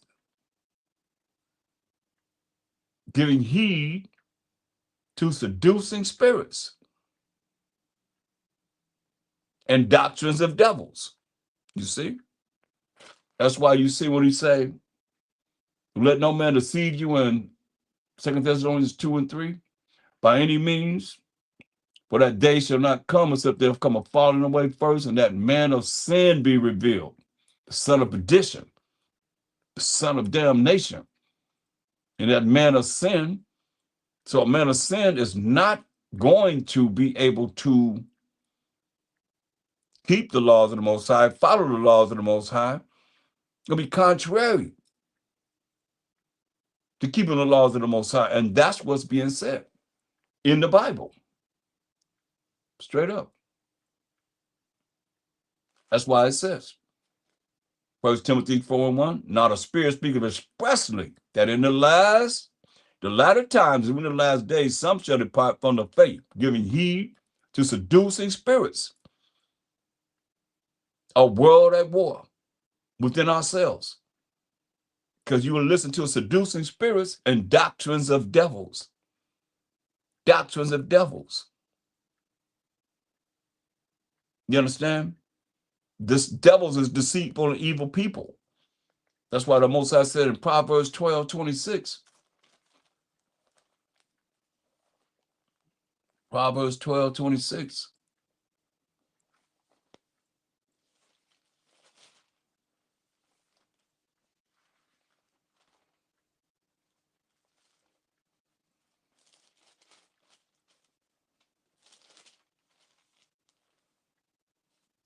The righteous is more excellent than his neighbor. And the righteous will be those that's keeping the commandments of the Most High. Is more excellent than his neighbor. But the way of the wicked seduces them. You hear that? The way of the wicked seduces them. And the wicked will sound so humble and believable. That's why I say y'all been deceived by doctrines of devils, deceitful and evil people. It got sorcery on a high level, that witchcraft on a high level. And if you ain't spiritual and you ain't inquiring, you get caught up in whatever they sorcery and brought about. That's why the Most High told us this in Ecclesiastes, because that's the Most High right there. 12 and 10, all praise to the Most High. When you open up the Bible and you go right there, and I just picked it up right here, open it up, it was right there. Ecclesiastes 12 and 10, all praise to the Most High. About some of myself the other side. Never trust thine enemy. You hear that? Some of y'all trust the enemy. Last I read, Deuteronomy 28:68 said, the Most High going to send you into Egypt, which means captivity, slavery, and bondage, again another time with ships. He said, by the way that I speak, way that I speak unto thee, thou shalt see it no more again. We haven't seen our homeland of Israel again. He said, and there, when you go on these ships, you shall be sold unto your enemies. Not to your friends, you're going to be sold to your enemies. For bondmen, for slave men, and bondwomen, slave women. Straight up. And no man shall buy you. No man going to save us from the condition that we put ourselves in for breaking the laws, statutes, commandments of the Most High. You see? But you hear what it said? Never trust thine enemy. For like as iron rusteth, it'll take a long time for iron to rust. So is his wickedness. Right? Though he humble himself and go crouching, yet take good heed and beware of him, and thou shalt be unto him as if thou hadst wiped a looking glass. See right through him. You say, take heed and be aware of him. You're going to be just like you wiped the looking glass and see right through him. And thou shalt know that his rust, his wickedness, has not been altogether wiped away. You see? It says, set him not by thee.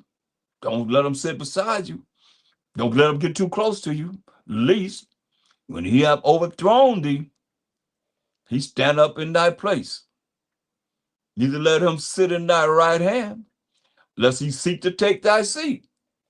And thou at the last remember my words and be pricked therewith. You know, you remember what the scripture says. That's why I say it's very important to know the scriptures, to be able to look at situations and relate to what the scripture says instead of your own, like I say, your own vain opinion, man. You can't go wrong if you look at what the scriptures say and follow what he's saying, knowing that, hey, how you gonna trust them?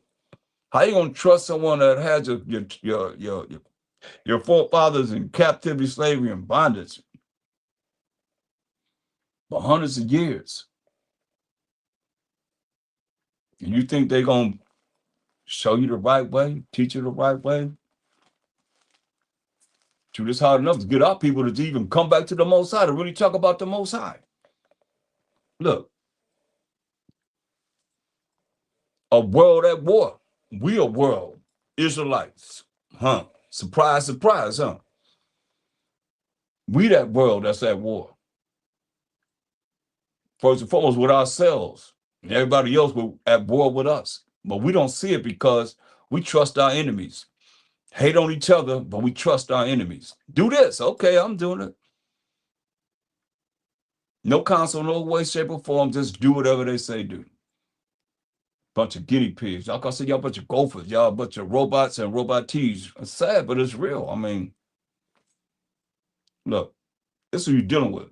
It says, that's 2 Thessalonians 2:3. Let no man deceive you by any means, for that day shall not come except there come a falling away first. And you got those going to be seduced by devils and deceitful, evil people. They're going to deal with things more so than with the faith of the Most High, except there come a falling away first. We're going to fall away from the faith in the Most High. And we fell in 70 AD.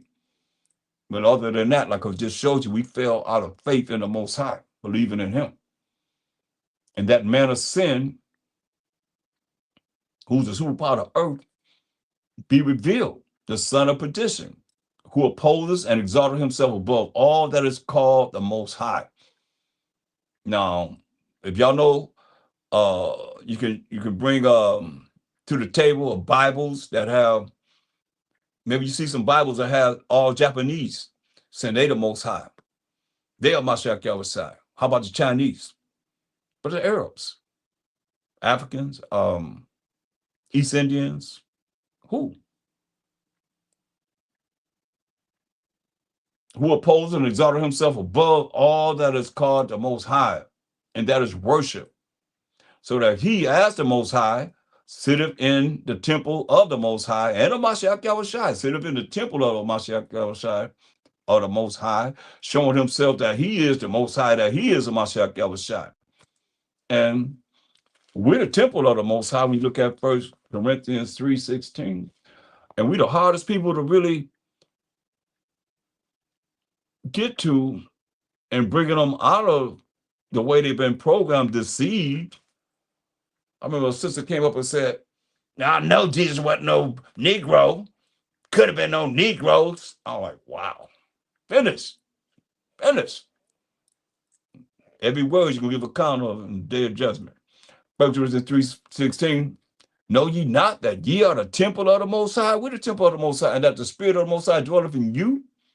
He said, if any man defile the temple of the Most High, you're going to be judged by your words too. Your thoughts at that. Him said the Most High destroy. You hear that? If any man defile the temple of the Most High, which we are, him said the Most High destroy. For the temple of the Most High is holy, which temple ye are, right? We the children of Israel. And holy mean you keeping the commandments of the Most High. We just read that in Romans 7:12. The law is holy, commandment holy and just and good, right? So this is what we're looking at. So he's showing himself that he is the Most High. He is a Mashiach Yahushua. You can't deny this because it's in the Bibles. He put his picture in the Bibles right there in front of you. Verse 8, 2 Thessalonians 2:8. And then so that wicked be revealed, whom Mashiach Yahushua through the power of the Most High shall consume with the spirit of his mouth, and shall destroy with the brightness of his coming. Even him whose coming is after the working of Satan. You hear this? He on this earth, he working with Satan, with all power and signs and lying wonders. See? They liars. But they got all these signs and, power. They just took out the leader of the Iranians. Boop. No negotiations now. They in that spirit of war. I mean, But you see, even him who's coming is after the working of Satan with all power and signs and lying wonders and with all deceivableness of unrighteousness. Not righteousness, but unrighteousness, meaning not keeping the commandments of the Most High. Because righteousness is keeping the commandments of the Most High. So to be unrighteous, that means you're not keeping the commandments of the Most High. And with all deceivableness, that means lies, the sorcery, the witchcraft they have on people of unrighteousness, and them that perish, mean you're going to die, because they receive not the love of the truth. You hear that? They're going to perish because they receive not the love of the truth, which is the commandments of the Most High. Psalm 119, 142. Thy righteousness is an everlasting righteousness, and thy law is the truth. So they don't receive the love of the truth, that they might be saved. So anyone telling you you have to keep the commandments of the Most High, they lying. Because the Mashiach said, if you love me, keep my commandments in St. John 14, 15. A world at war. We the Israelites, we that world without end, that's at war. First and foremost with ourselves and with each other. And dealing with what you following and following the world. The things that they set up to tell you, do this and do that. And you follow this and follow that. Listen at this. For this cause, the Most High shall send them strong delusion that they should believe a lie. How about that? Because the Most High put this in them. That whoever it is that's going to be locked into them and follow the enemy, the Most High gave you a strong delusion.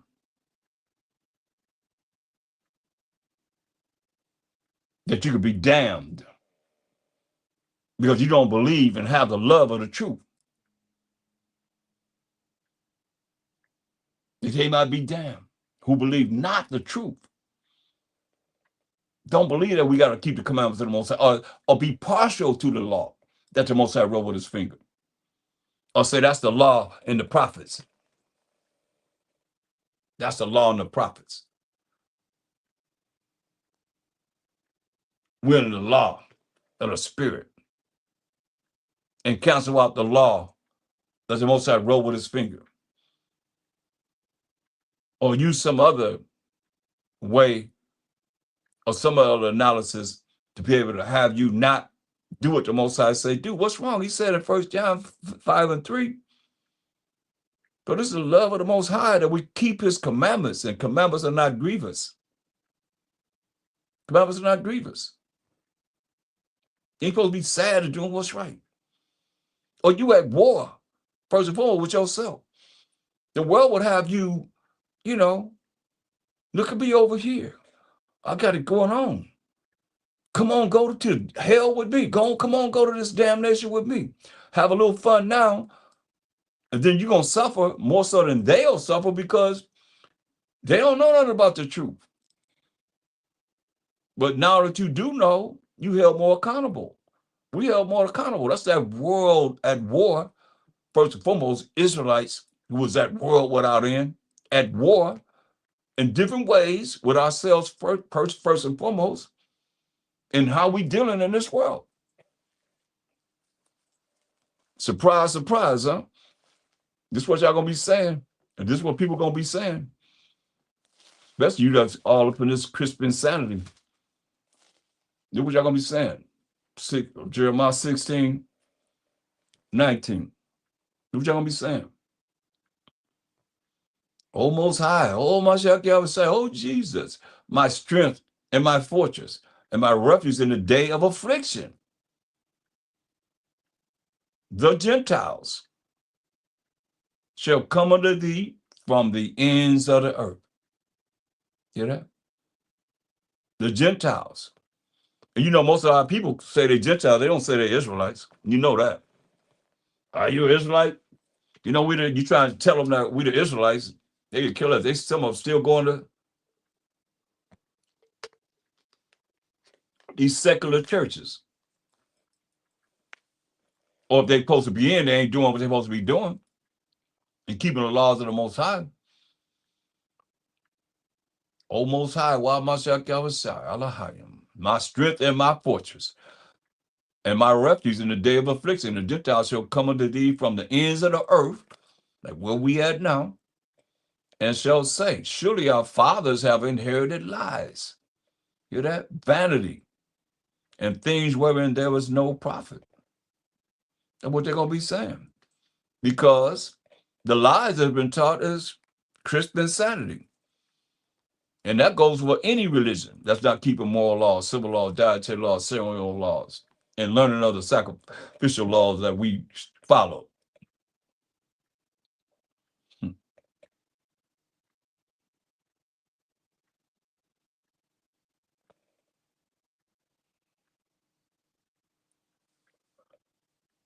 See, when you understand our plight of offending the Most High and not really caring about Him, when that's all we had to do was keep His commandments, and commandments are not grievous. And the way, even with Moses and Aaron, we looked at Moses and Aaron when they was just a mouthpiece for the Most High. Even the prophets at war with the prophets. Most High woke up early, said get up early to send the prophets to Israel, and we didn't want to hear. So that world at war, it starts with us because we didn't want to do what we're supposed to do to please the Most High. And to this day.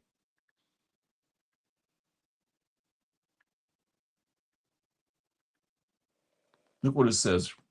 Let's jump up to verse 11. Jeremiah 16:11. Then shall I say unto them, because your fathers have forsaken me. That me is the Most High. Said the Most High. And have walked after other gods. Like these religions, I think of them as other gods. The religions. If they're not dealing with the power of Abraham, Isaac, and Jacob, Jacob being the forefather of the 12 tribes of Israel, who were Judah, Benjamin, Levi, Simeon, Zebulun, Ephraim, Manasseh, Gad, Reuben, Naphtali, Asher, and Issachar, that's not coming out of their mouth. The Most High has a power of Israel. Then who they really teaching the people to serve and believe in? You can't just say G-O-D. That's dog spelled backwards. Do you know where it came from? Most people don't. Y'all just a bunch of robots and robot teas. You just regurgitating what somebody has said. They saying AMEN. The last AMEN that was introduced to this world was ZEUS. AMEN. That's what y'all calling on. And Alexander the Greek, before he left out of here, he made sure that ZEUS, they were calling him AMEN. So when you saying AMEN, boom, I know you out. Because people don't want to hear the truth. You know, that's because they don't want to change. But you're going to be held more accountable, I'll tell you that. It's no different, like I was saying, there was people was blaming Moses and Aaron or the prophets, and they were just bringing forth the message, the truth.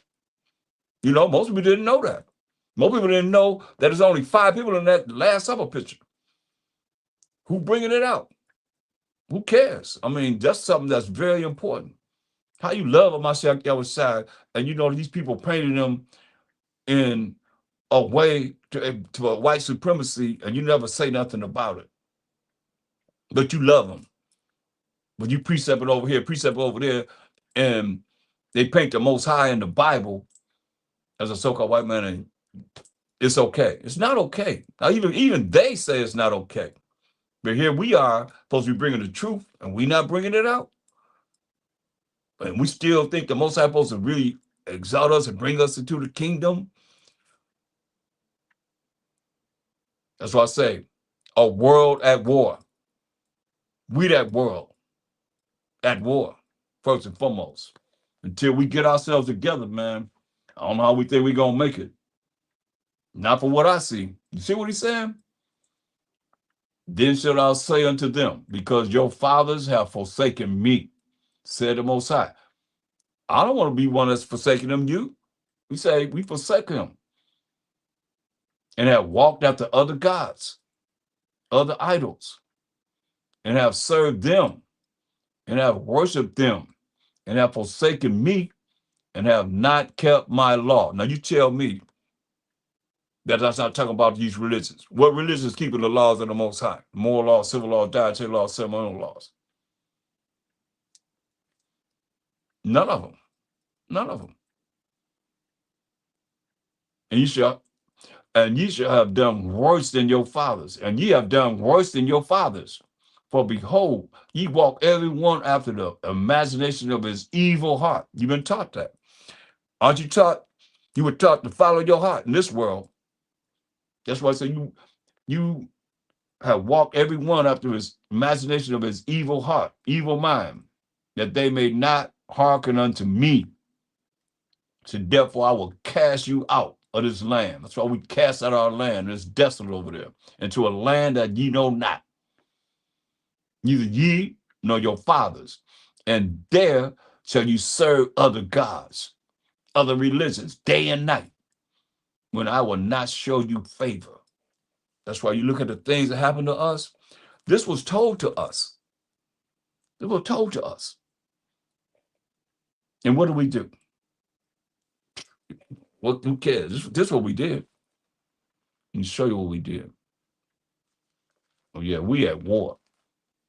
Look at that. All praise to the Most High, boy. Man, yeah, but ask somebody. When you turn the pages and go right there.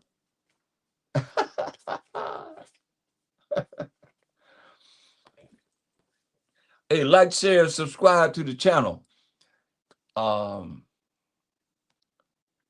Zechariah, the 7th chapter, verse 8. It says, and the word of the Most High came unto Zechariah, saying, thus speaketh the Most High, power of hope, power of army of angels, saying, execute true judgment, and show mercy and compassions every man to his brother. You know, all throughout the Bible, we're taught to love each other over and over and over again, man. Compassion to your brother, man, rather than hating on your brother. You know, you go somewhere, they be looking at you all hardcore. Then the other nations come, hey, how you doing? Hey, smiling and styling, profiling in front of their face. You don't see your brother looking all mean at them, mean spirit and stuff. No. He said, show mercy and compassions every man to his brother and to the sisters. Got to get their act together too. And oppress not the widow, nor the fatherless, the stranger, nor the poor. And let none of you imagine evil against his brother in your heart. That takes energy. While you sit around thinking evil against your brother, the Most High said, hey, you bringing evil? He gonna send Satan on you. What you gonna do then? That's how you draw Satan to you, have him being evil. That take energy.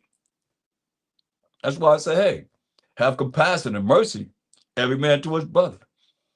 You see? But they refuse to hearken. Listen to that. We refuse to listen. We're not in Jeremiah no more. We're in Zechariah, prophet Zechariah. What it say? We refuse to listen. And pulled away the shoulder and stopped their ears. It's a war that we have with ourselves, man. We that world without end that we read about in Isaiah 45 and 17. Because ain't nothing you can do about the world that's happening there except for get closer to the Most High to make sure that you are right and do what it is that you're supposed to be preparing yourself for the times to come.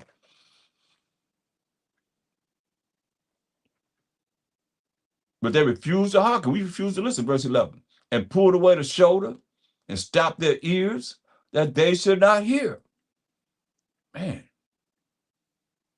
we did like this. Did like this.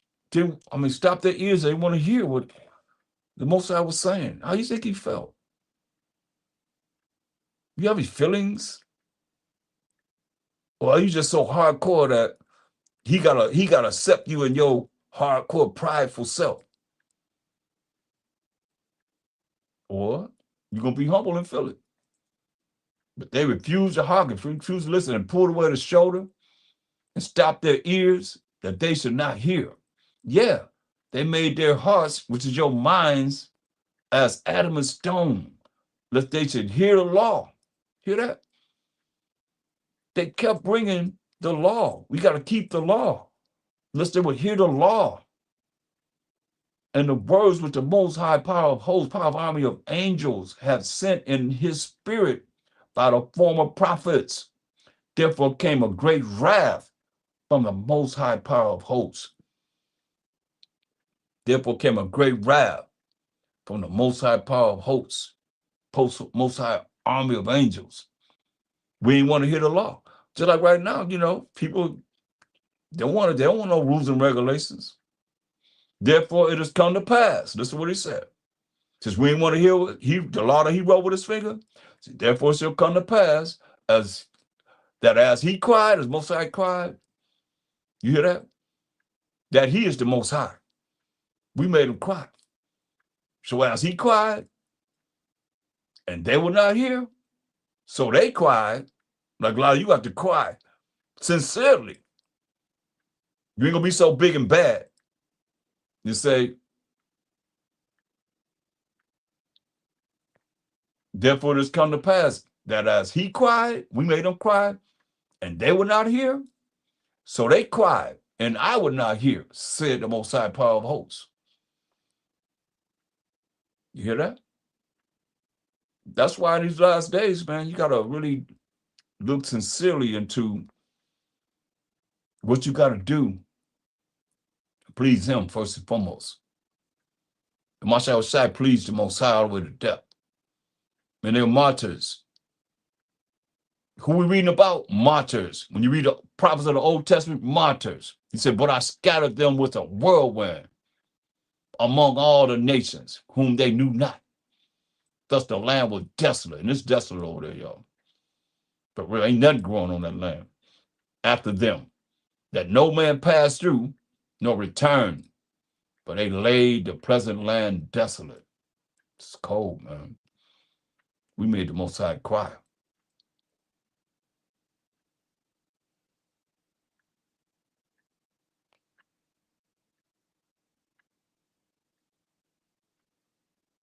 But he's going to gather us. Zechariah 8, verse 6, just said the Most High power of hosts. So he keeps saying Most High power, army of angels. If it be marvelous in the eyes of the remnant of his people, that's not the majority. That's only about a 1/3. That's a remnant of his people. We the 12 tribes of Israel. In these days, should it also be marvelous in my eyes, said the Most High power of hosts, for this remnant.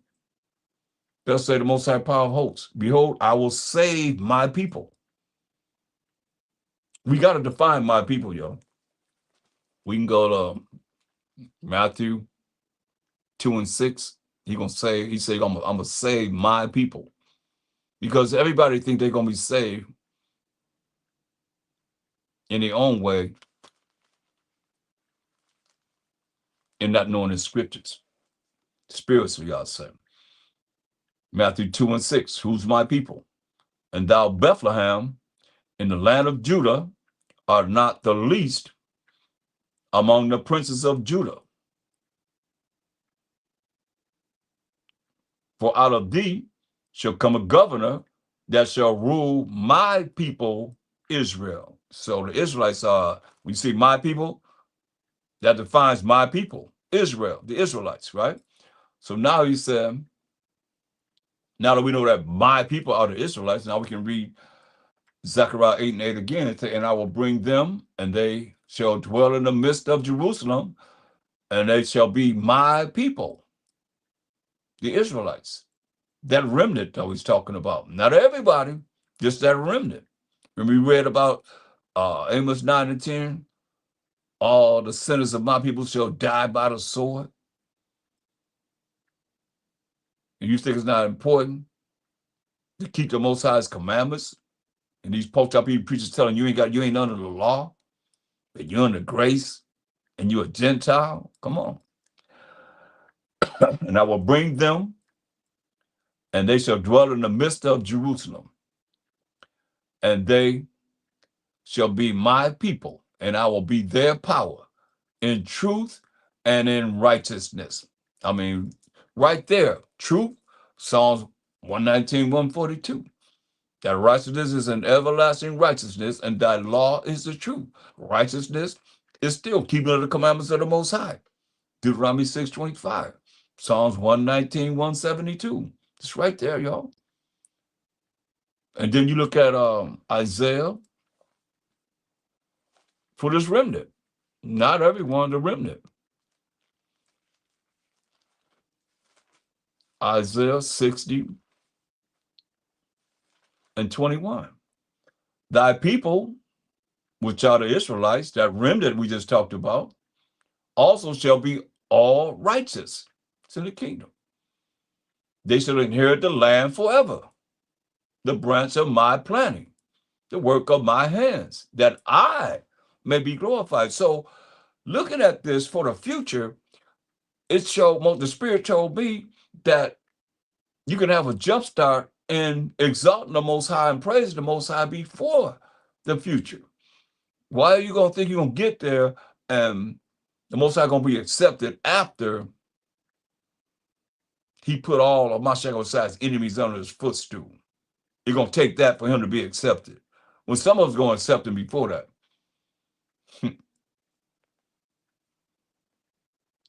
I love it. If you make it, Isaiah 61 and 6, it say, Isaiah 61 and 6, but ye shall be named the priests of the Most High. Men shall call you the ministers of our power. Ye shall eat the riches of the Gentiles, and in their glory shall ye boast yourselves. For your shame ye shall have double, and for confusion they shall rejoice in their portion.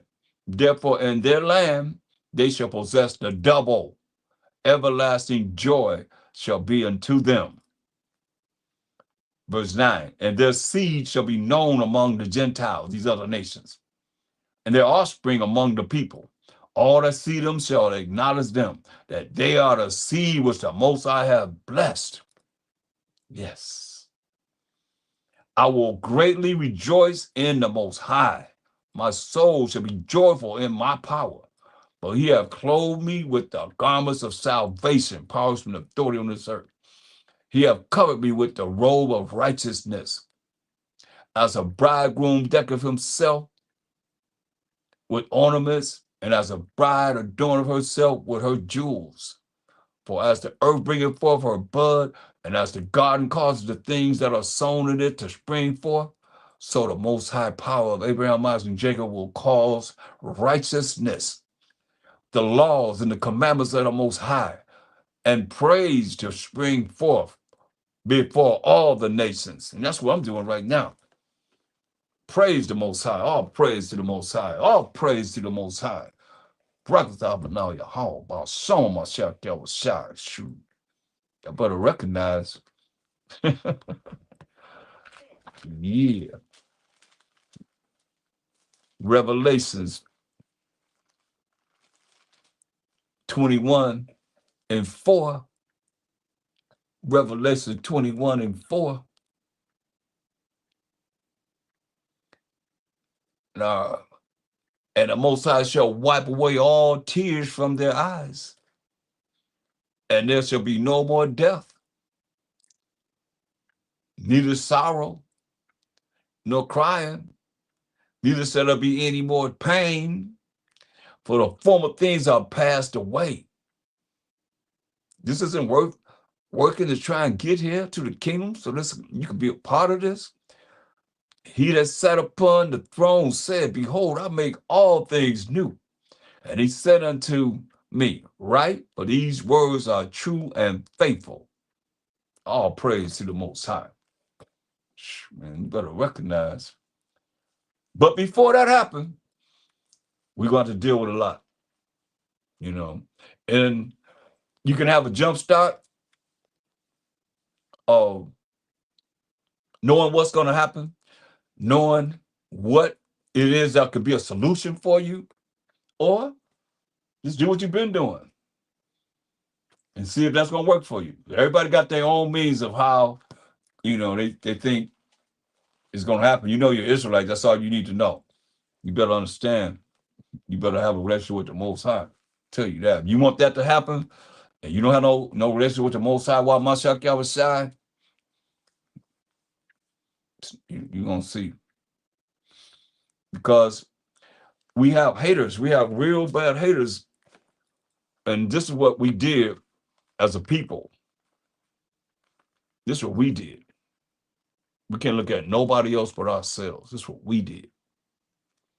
Haters, man, just straight hating. And second book of Ezra in Apocrypha, chapter 1, verse 32. I send unto you my servants, the prophets, whom ye have taken and slain. We killed the prophets and torn their bodies in pieces, whose blood I will require of your hands, said the Most High. That's what we did, y'all.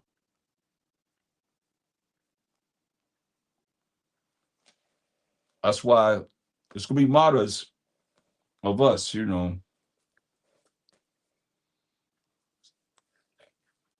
that's going down by Shema Mashiach Yahushai to the glory of the Most High.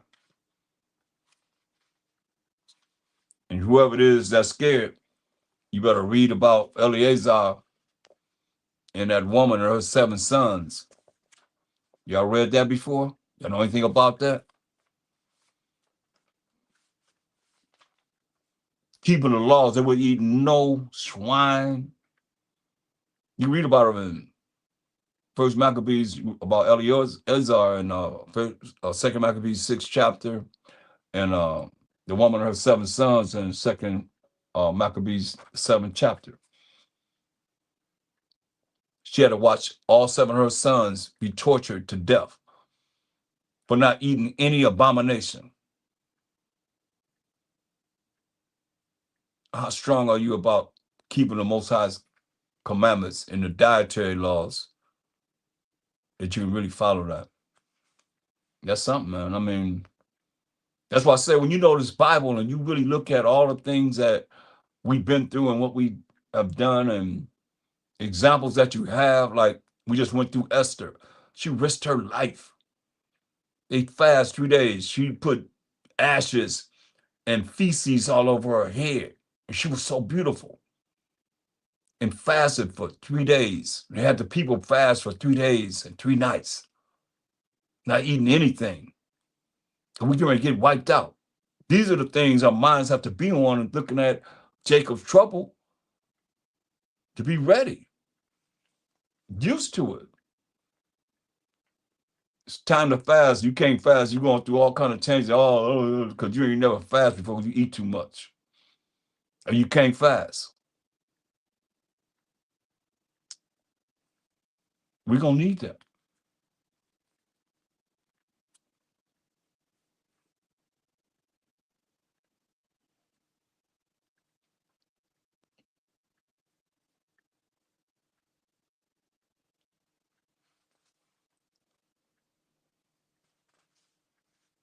We're going to need it.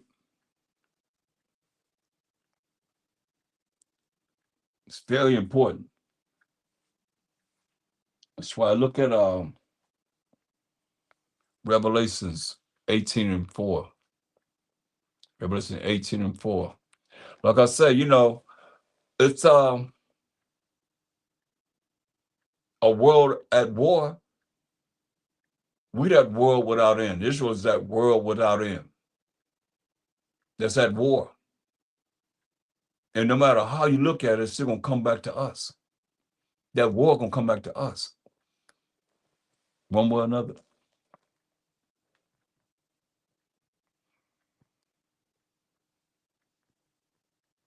Revelation 18:4. And I heard another voice from heaven saying, "Come out of her, my people." We define my people in Matthew 2:6. The Israelites. That ye be not partakers of her sins. See, over and over again, we're in the last book of the Bible. Last books of the Bible, Revelations. That you may not partakers of the sins that the people are doing in America. And that ye receive not of her plagues. This place is going to be plagued. And people, I mean, I've seen it happen over and over again. Wow, man, the Most High is jacking them up, jacking them up, jacking them up. Jacked up this way, jacked up that way.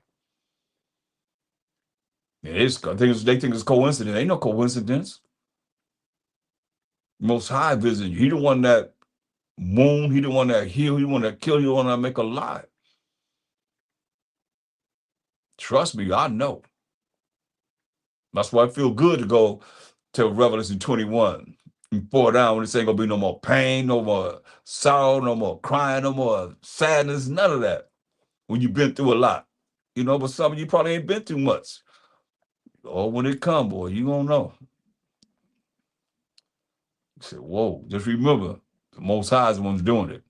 Most High said, what? Come out of her, my people, that ye be not partakers of her sins, and that you receive not of her plagues.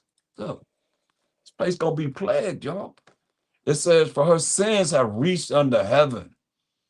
The things that they have done that's breaking the Most High's laws, is contrary to the Most High's laws, taking the seeds out of things. I mean, we can talk about it all night long, man. Lying, you know, saying they the Most High, or Mashiach Yahushua. They said they gonna be like the Most High. They sit in the temple of the Most High, saying that they the Most High, and our people believe it more so than anybody else. Her sins have reached unto heaven, and the Most High have remembered her iniquity. Believe this. That's why when you go to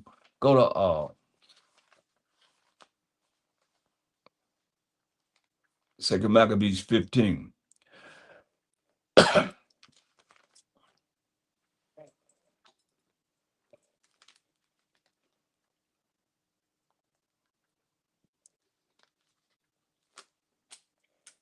says, behold, verse 1.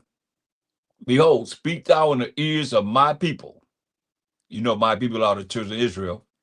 The words of prophecy, which I will put in thy mouth, said the Most High, and cause them to be written in paper. That's why we're reading them. But they are faithful and true. Say, fear not the imaginations against you. I'm saying everything always come back to us. Even though it's not in our face, it's still gonna come back to us. You watch. Fear not the imagination against us, because we got next. Let not the incredulity of them trouble thee. The things they're doing that's unrighteous trouble us. That speak against thee. They speak against us. All I want you to do, anyone I hear my boy, is to be righteous. Learn how to be righteous. What's wrong with being righteous? What's wrong with doing what's right in the eyes of the Most High? That's all I've been talking about. That war,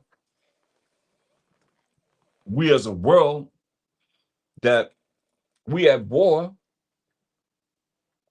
with ourselves first and foremost, and we at war with the Most High. Simple as that. We at war with them. It start with ourselves. That's why all throughout the Bible, they say what? What do they say? Love thy neighbor as thyself. Love your brother. Love your brother. Love your brother. Love your sister. Love your sister. That's why I say. Verse 4, for all the unfaithful, all you that don't have faith in the Most High, Ba'Shalom Mashiach Yahushua, shall die in their unfaithfulness. You want to believe in him? You're going to die in your unfaithfulness. Behold, said the Most High, I will bring plagues. Remember he said, hey, in Revelation 18:4, and I heard another voice from heaven saying, come out of her, my people, that you be not partakers of her sins, and that you receive not of her plagues. Man, you got some plagues on this earth, man, that are mutated to another level of sickness and so forth. Different flus they have coming out, they're saying, measles and all kind of things going on right now. He said, behold, said the Most High, I will bring plagues upon the world, the sword, famine, death, and destruction. For wickedness have exceedingly polluted the whole earth, and their hurtful works are fulfilled. You hear that? In a certain amount of time, like he told us, man, hold up. You look at Luke 21:24. He told us, he said, hey, Mashawashai warned us, he said, and they shall fall by the edge of the sword. This is us. We the Israelites. And shall be led away captive into all nations for breaking the commandments and the laws of the Most High. And Jerusalem shall be trodden down of the Gentiles, these other nations, like you see them over in our land right now, until the times of the Gentiles be fulfilled. They got a certain period of time. That's why the Most High is saying here. And 2 Ezra 15, understand, Ezra, we had lost the Bible, period. And Ezra was getting, Mosiah gave the Bible back to us through Ezra. He gave them 204 books. We only have 80 as Israelites, people that's in Christian Insanity, they only got 66. But what they're doing make it, they don't know. And they just dealing with the New Testament. And not even dealing with what Mashiach dealt with. They don't even know him. He said, for lo, I'll come in the volume of the book. In Hebrews 10:7. It is written of him. So if you don't know him, and when the judgment comes, he's judging. Most I allow him to judge, and what you gonna do? That's why it's saying, man.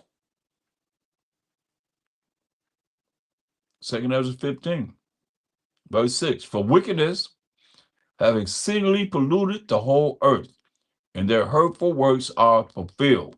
That's why it's said. Jews gonna be trodden down to the Gentiles until the times of the Gentiles be fulfilled. So they got a certain dispensation of time to rule. And only the Most High know. Don't let nobody tell you that, hey, it's going to be this day, that day, whatever day. No, only the Most High know. Only the Most High know. Amashawashai don't know. The angels don't know nobody but the Most High. The ones that, most people not even tapped into. Enough, I'll say. You hear what it said in verse 6, 2 Corinthians 15? For wickedness have exceedingly polluted the whole earth. And that's what they've done. And being in our land and being over here, being everywhere. And their hurtful works are fulfilled. Therefore said the Most High, I will hold my tongue no more as touching their wickedness, the things they've done against his laws, statutes, commandments, which they profanely commit, unholy commit. Neither will I suffer them in those things in which they've wickedly exercised themselves. Behold, the innocent and righteous blood crieth unto me, and the souls of the just complain continually. Hear that? Because look how many of them killed of our people.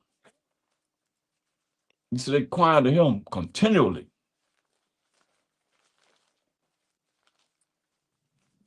You hearing cries of those that have died. Look what he said in Revelation 6, in verse 9.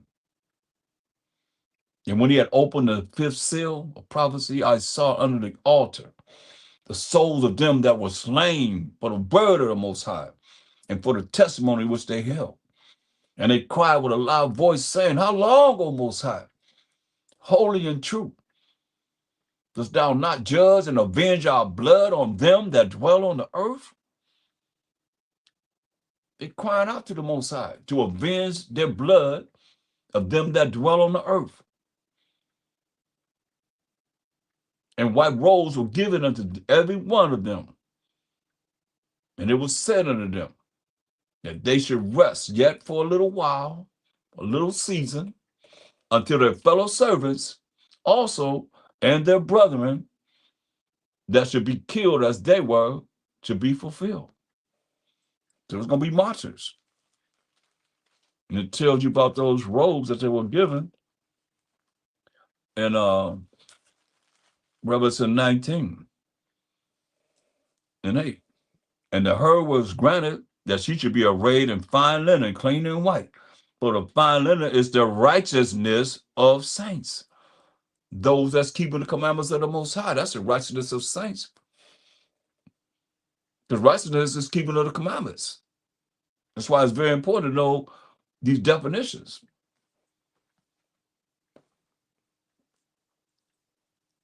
Going back to 2 Ezra 15.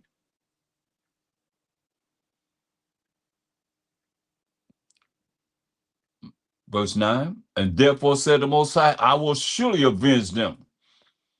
They're crying to him when he's going to avenge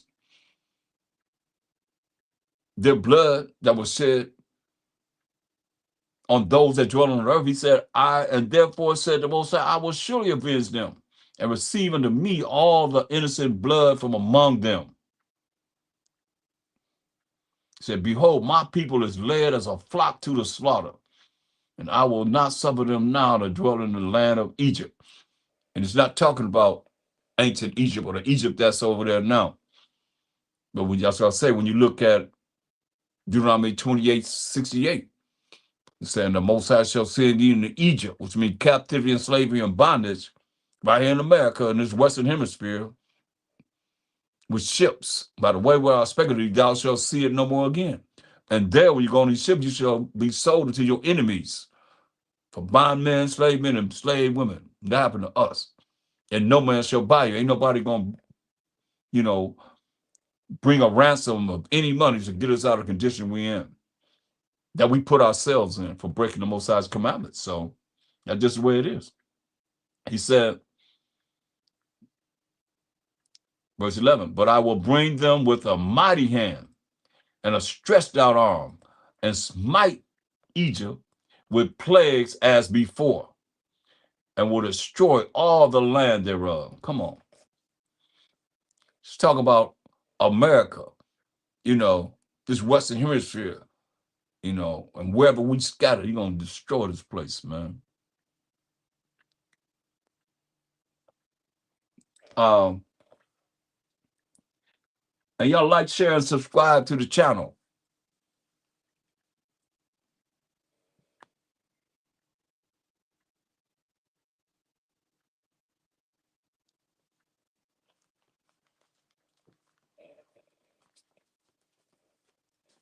Isaiah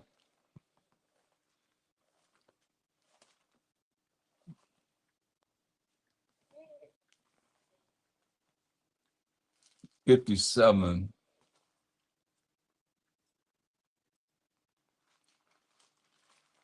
and 21. Oh, yeah, we at war, y'all. First and foremost, with ourselves. We got to get ourselves together. First and foremost, that world of Israel that's at war with ourselves.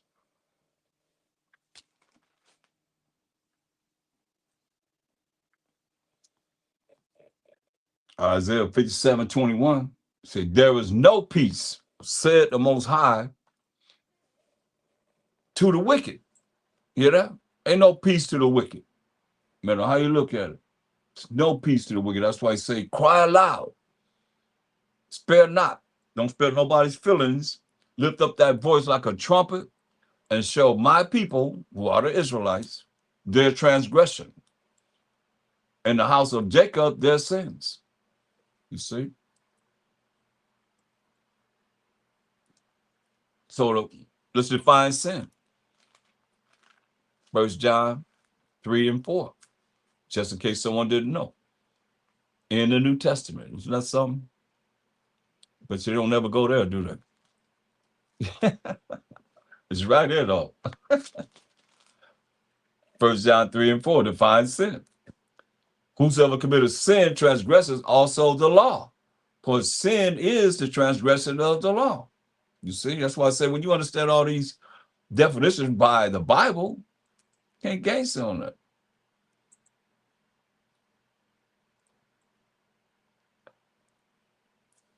From there, let's look at Jeremiah 6. Jeremiah 6:13.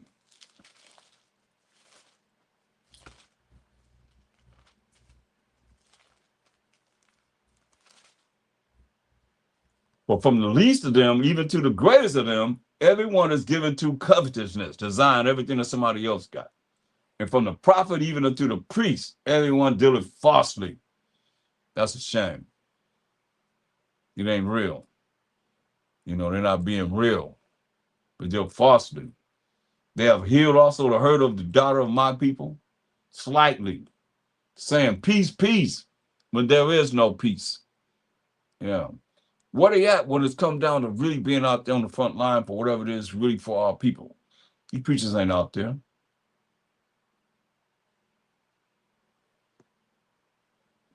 Were they ashamed when they had committed abomination? No, because they're looking at, if you ain't under the law, you're under grace, whatever you do, what they say, Jesus' blood covered whatever I do, without trying to do what's right. No, no, no, man, that's wrong. Were they ashamed when they had committed abomination, broke the Most High's laws and commandments? No. Say nay. They were not at all ashamed. Neither could they blush. Therefore they shall fall among them that fall. You hear that? Therefore shall they fall among them that fall. At the time that I visit them, they shall be cast down, said the Most High. That's why I'm here to warn you.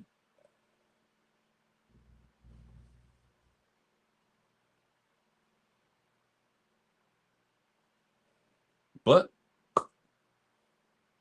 you don't want to listen. You know, we've been crying out for years and years and years. After so long, you become numb. You just do what you do, and hey, I know what the end result is. I'm talking about the end result. So how is it that I can see this and see, okay, well, you ain't paying no attention. Verse 19, here on earth, and we on the earth, behold, I will bring evil upon this people, even the fruit of their thoughts, because they have not hearkened unto my words, nor to my law, but rejected it. Here on earth, he ain't talking to the ground, he's talking to the people that's on the earth. We just people on the earth. Remember, a world at war. And we that world without end, that's the Israelites. Here on earth, behold, I will bring evil upon this people, even the fruit of their thoughts. Do you know what you're thinking?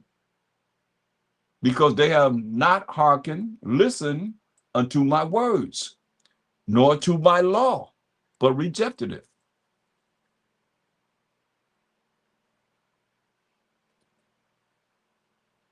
Verse 21, therefore, thus say the Most High Power, behold, I will lay stumbling blocks before this people, and the fathers and the sons together shall fall upon them. The neighbor and his friends shall perish. Thus say the Most High Power, behold, a people coming from the north country, like America, and a great nation shall be raised from the sides of the earth. This is why I say our forefathers knew this. They knew all these things. Now, I can show you the future, and what would you do? And knowing the future, what it's going to be like, are you going to still trust in the way you think, or been thinking, or do you want to know more? Are you desiring to know more to be able to be safe and sound in the times that we're going to see going to happen on this earth in the future? Or will you still continue to trust in your own words, trust in your own way?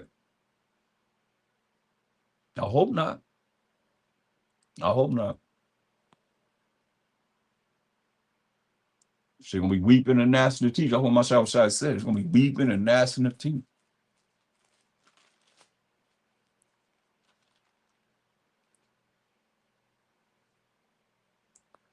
Jeremiah 7:23. Well, Jeremiah 7:16. Well, let's read verse 15. Moses said, I will cast you out of my sight. Mm, mm, mm. You know, I hate to be,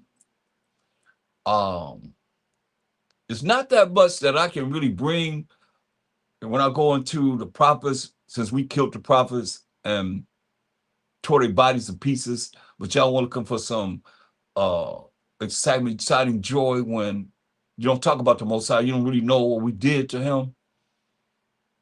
Is anybody talking about it, hardly?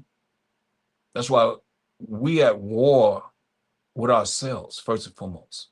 We're a world without end. Israel is that world without end. At war. First and foremost with ourselves, and everybody at war with us. That's why it says. What's that said? Jeremiah 7:15.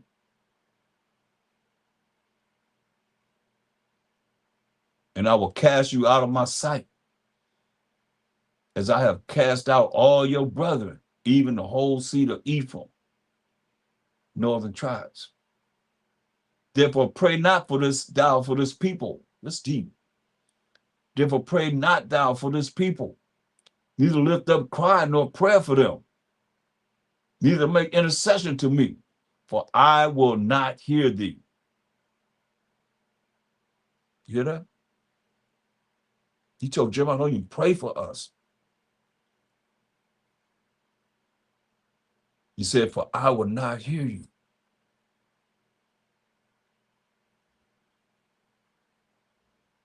Therefore, pray not thou for this people, neither lift up cry for nor prayer for them.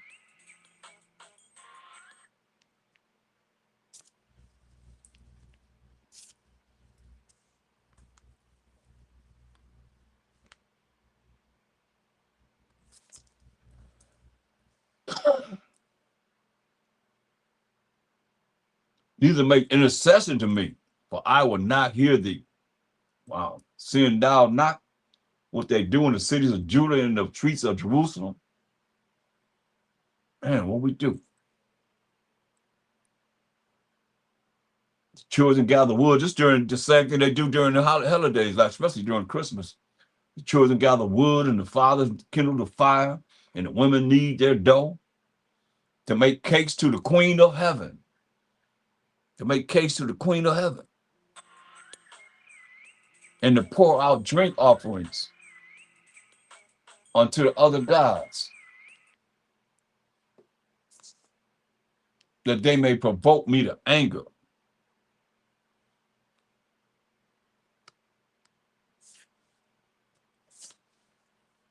You hear that? And these other gods could be these religions. Who is it that's talking about the power of Abraham, Isaac, Jacob? That's the Most High. He says his name forever. And a memorial to all generations.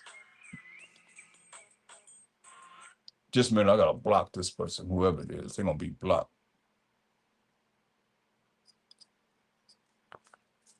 Whoever it is, they wanna have class. Calling me like that. Back to back.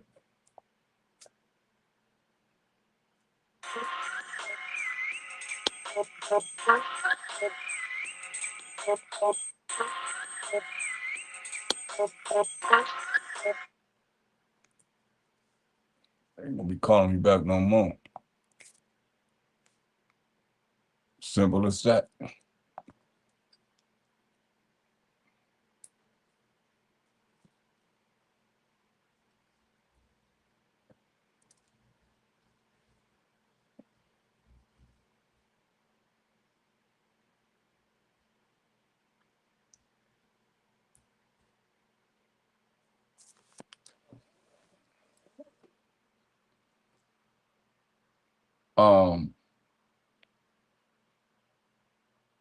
We're in Jeremiah 7:18. The children gather wood, and the fathers kindle the fire, and the women knit their dough. They're making, they getting their dough ready, rolling that dough with them rollers to make cakes to the Queen of Heaven. That's what will be happening during Christmas time and these holidays that they have. That's what they'll be doing. And to pour out drink offerings unto other gods, that they may provoke me to anger. Do they provoke me to anger, said the Most High? Do they not provoke themselves to the confusion of their own faces? Yeah, because what we do, we follow the way of the heathen. That's why I say confusion of our own faces. Now we don't even know who we are. And then it don't matter. People say, oh, that's what you believe in. We believe in what the Most High says in his scriptures. And it's sad because I've been doing this over 30-something years, and people that know me still dealing with whatever they're dealing with, and they're going to burn. Well, I call it Christian insanity. Gotta be insane. At least try and find out what time it is. I'm going to block that name number too.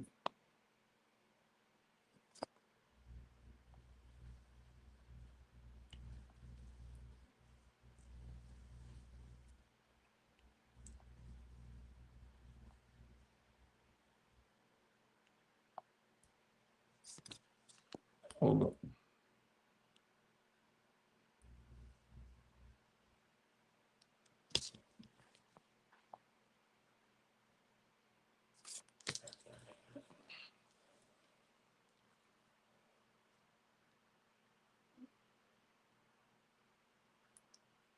Look, this is serious, but I don't think people really fear the Most High enough to realize how serious it is when it comes to him. I don't think they do. I don't think so. Or they ain't been dealt with enough. I'll say that. They ain't felt enough pain, suffering. Seem like pain and suffering would make you just say, "Oh man, it should humble you." But some of you, I guess, you ain't been through enough yet to realize, hey, this is the Most High. Verse 20. Therefore, thus say the Most High Power: Behold, mine anger and my fury shall be poured out upon this place, upon man and upon beasts and upon the trees of the field. I mean, not only men and women, he's talking about the trees and even the beasts, and upon the trees of the field and upon the fruit of the ground, and it shall burn and shall not be quenched. Thus say the Most High Power, holds the power of Israel. Put your burnt offerings unto your sacrifice and eat flesh. For I spake not unto your fathers, nor commanded them in the day that I brought them out of the land of Egypt concerning burnt offerings or sacrifices. All he wanted us to do is be obedient. He just said, do what I say do. Do what I say do. What's wrong with that? Why you got to be at war with me? Why you got to be at war with the Most High?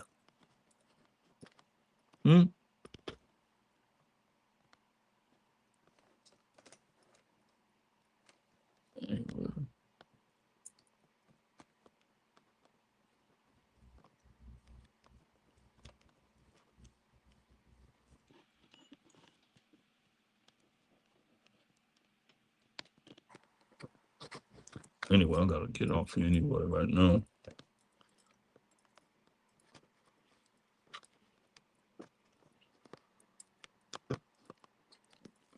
Never had this much problem. There you go.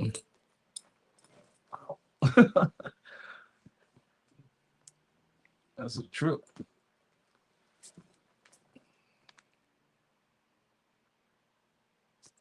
I was trying to plug my iPad in. Did you see that?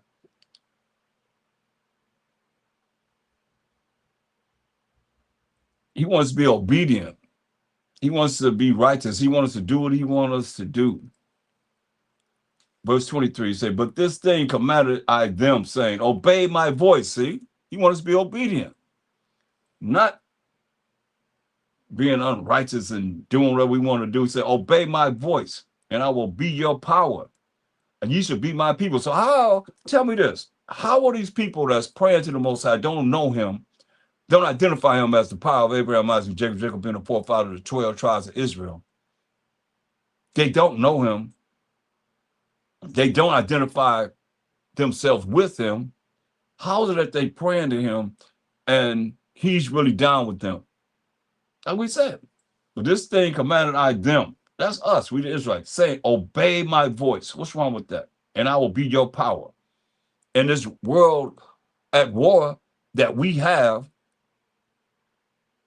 against each other, against ourselves first and foremost, and then against each other, and the Most High, and the Mashiach Yahushai, we can eliminate it. He said, obey my voice, and I will be your power. And you should be my people, and walk ye in all the ways that I have commanded you, that it may be well unto you. I mean, it's no different than when you look at the last book of the Bible. I mean, over and over again, he's telling us the same thing. Revelation 22:14. Blessed are they that do his commandments, that they may have right to the tree of life, and may enter in through the gates into the city. You see? And that New Jerusalem is already built. It's already prepared. Mashiach said, I'm going to prepare a place for you and then tell you that it's already prepared. That they may have right to the tree of life and may enter in through the gates into the city. And it's going to be, and the gates to the city is to the Israelites, period. 3 gates on the north, 3 gates on the south, 3 gates on the west, 3 gates on the east, which represent 12 tribes of Israel. A gate for each of the 12 tribes of Israel. Going back to Jeremiah 7, verse 23 again. But this thing commanded I them, talking to us, saying, obey my voice, and I will be your power. So how is the Most High any of these other nations' power? And I mean, we're 12 nations that make up one nation. And they're not obeying his voice. They're not obeying what he said to do. They're not keeping his commandments, his laws, to be his people. Saying, walk in all the ways that I have commanded you, that it may be well unto you. But they hearken not, they ain't listen, nor incline their ear, but walked in the counsels and in the imagination of their evil heart, imagination of their evil mind, and went backwards instead of forward. A world at war. Israel, that world without end, at war with the Most High. Since the day that your fathers came forth out of the land of Egypt, unto this day, this very day, I have even sent unto you all my servants, the prophets, daily rising up early and sending them. Yet they hearken not unto me, nor incline their ear, but harden their neck. They did worse than their fathers. Just read to you how we killed the prophets and we tore their bodies to pieces. That's what we did. We didn't only kill them, we tore their bodies to pieces, y'all. That's terrible. That's real bad. It's really, really bad.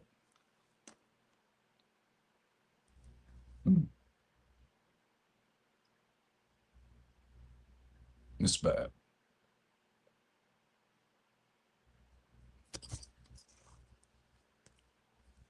It's real bad.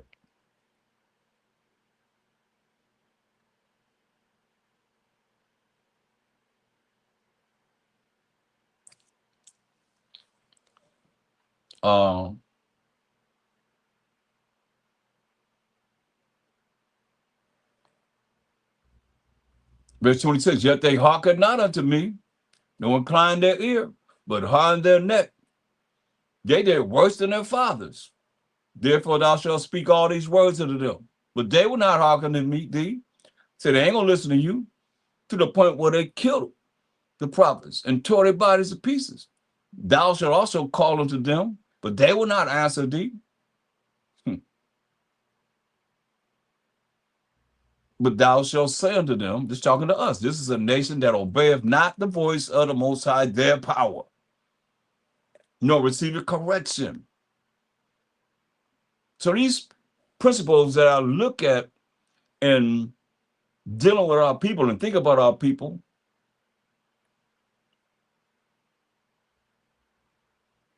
like he said, until this day, I have even sent you unto you all the servants of the prophets, until this day.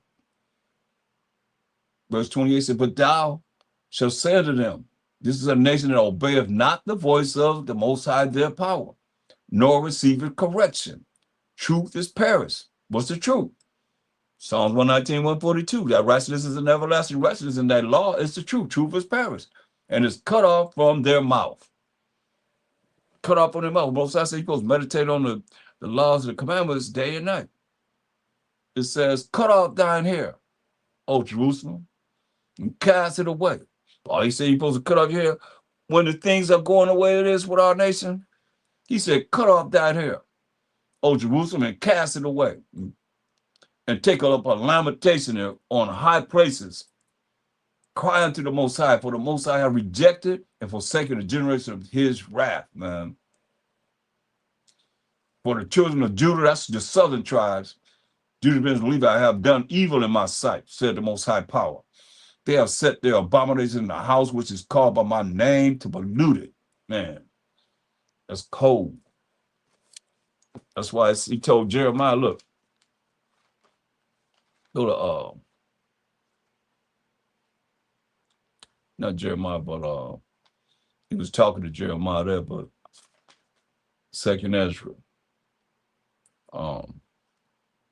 Is that what I want to know?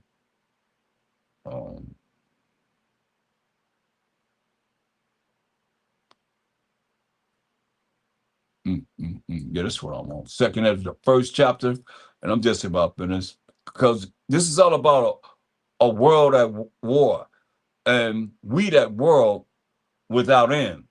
In Isaiah 45 and 17, where the Most High took me to.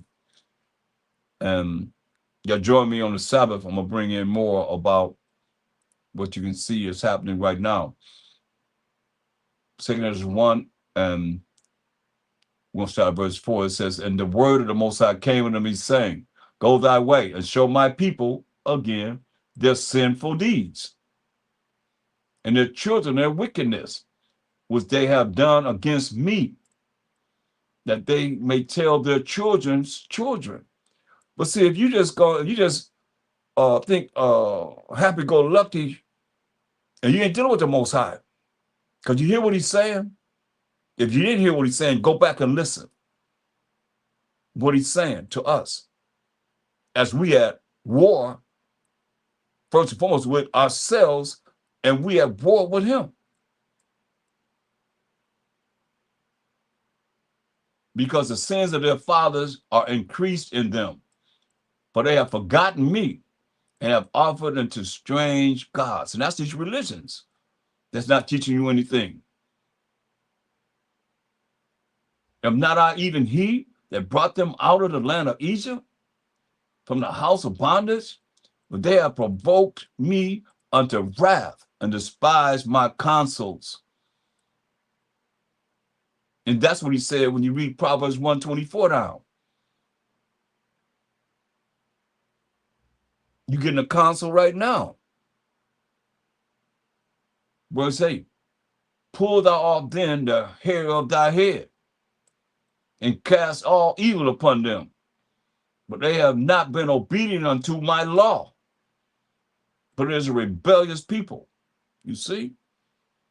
He told Jeremiah to cut his hair off. Telling Ezra to cut off their hair whenever we are out of order and not dealing with him. Like I seen it. Wow. I don't hear people saying praise the Most High. Y'all putting APTTMH. All praises. You serious? You can't say all praise to the Most High? You can't say that enough.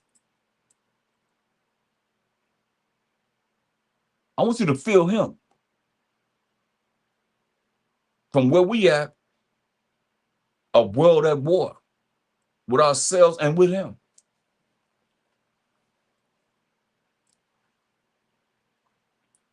You hear what he said? Pull thou off then the hair of thy head. Are you talking about you ain't supposed to have your hair cut? You can't pull out, you can't shave your hair off. What? Pull off there then the hair of thy head. Told Jeremiah, told Ezra this. And cast all evil upon them. This is humility, man. For they have not been obedient unto my law. but it is a rebellious people. How long shall I forbear them? How long I'm going to deal with us, he's saying, unto whom I have done so much good? So I've done so much good for us. He said, how long are you going to forbear us, man? Many kings are destroyed for their sake. He's telling you what he done for us. Say, many kings are destroyed for their sakes. Pharaoh, with his servants and all his power, have I smitten down. All the nations have I destroyed before them. And in the east I have scattered the people of two provinces, even of Tyrus and Zidon, and have slain all their enemies. The Most High said he did this. Killed all of our enemies. Speak thou therefore unto them, saying, thus said the Most High, I led you through the sea, and in the beginning have you a large and safe passage, going through the Red Sea. I gave you Moses for a leader, and Aaron for a priest. That's the Most High talking, y'all. That's the Most High. Gave you light and a pillar of fire, and great wonders have I done among you. Yet have ye forsaken me, said the Most High. Thus said the Almighty Power. The quails were as a token for you. I gave you tents for your sake, God. Nevertheless, you murmured there. Complaining. We ain't got no meat. We ain't got no food. Most I put so many quails out there, the ground was full of quail. And he killed all the fat ones, all the ones that probably complaining the most, killed them all. Murmuring. Say, what are the benefits that I have done for you? Think about it. Y'all think about all the blessings that the Most High has blessed you with. Say, what are the benefits I've done for you? And you just still walking around murmuring or not satisfied, complaining, man. Get out of here. He said, thus said Almighty Power. Quails were a token for you. I gave you tents for your sake, God. Nevertheless, you murmured there, still complaining, and triumph not in my name for the destruction of your enemies. But ever to this day do ye yet murmur. And you got something to say about, complain about something, this, that, or third, whatever. He hear you. Remember, his eyes are 10,000 times brighter than the sun, beholding all the ways of man, even those secret parts. What are the benefits that I have done for you? So all I've done for you, you don't forgot? When ye were hungry and thirsty in the wilderness, did ye not cry unto me, saying, why hast thou brought us into this wilderness to kill us? It had been better for us to have served the Egyptians than to die in this wilderness. This us. That's why I say it's so much that we have to look at. If you don't know anything about our future, our past, our present, and our future, then saying, why hast thou brought us into this wilderness? It's like this, to kill us. It had been better for us to have served the Egyptians than to die in this wilderness. Then had I pity upon your mournings, that I is the Most High, and gave you manna to eat. So you did eat angels' bread. When you were thirsty, did I not cleave the rock, and waters flowed out to your field? For the heat, I covered you with the leaves of the trees. I divided among you a fruitful land. I cast off the Canaanites, the Perizzites, the Philistines before you. What shall I yet do more for you? Said the Most High. Still complaining, still ain't enough. Thus said the Almighty Power. When you were in the wilderness, in the river of the Amorites, being athirst and blaspheming my name. Wow. Blaspheme the name of the Most High. I gave you not fire for your blasphemies, but cast a tree in the water and made the river sweet, made the water taste good. He did this while we blaspheming his name. What shall I do unto you, O Jacob, thou Judah? A world at war. Said, what should I do with thee, O Jacob, thou Judah, who did not obey me? I will turn me to other nations, and unto those will I give my name, that they may keep my statutes. Saying, ye have forsaken me, I will forsake you also. That's why he said, don't even pray to me. He told Jeremiah, what did he tell Jeremiah? Therefore pray not thou for this people. Jeremiah 7:16. Neither lift up cry, nor prayer for them, neither make intercession to me, for I will not hear thee. Man, that's serious, man. He says, 2 Ezra 1:25, seeing ye have forsaken me, I will forsake you also. When you desire me to be gracious unto you, you pray into the Most High. You want this, you want that. Give me this, give me, give me, give me, give me, give me, give me. I shall have no mercy upon thee. I mean, I'm going to give you what you deserve. Whatsoever ye shall call upon me, I will not hear you. This ain't during Jeremiah's time. This is during the time of Ezra. And to this day. For ye have defiled your hands with blood, and your feet are swift to commit manslaughter. Ye have not, as it were, forsaken me, but your own selves, said the Most High. Better hear what he's saying. Said, we ain't forsake him, we forsake our own self. That's why we have opportunity. Come back to the Most High. Tell you in Zephaniah 2:1. I'm going to end with this. Zephaniah 2:1. The time that we're in, like I said, we're going to more of prophecies on the Sabbath. Join me then. We're going to look at, we still got to look at, get ourselves together, though. It don't make no sense that you can go through whatever you want to go through. What difference do it make if we don't have ourselves together? We not together with the Most High. Yeah, only hope, y'all. I hope you understand and feel that. If you don't, check with me. I'll let you know. Zephaniah 2:1. It says, gather together. Yeah, gather together, O nation not desired. Before the decree bring forth, before the day pass as a shaft. You know, shaft is the part of the wheat that just be blown in the wind. No good for nothing. Before the fierce anger of the Most High come upon you. Before the day of the Most High's anger come upon you. You hear that? He's saying, gather together. Yeah, gather together, O nation not desired.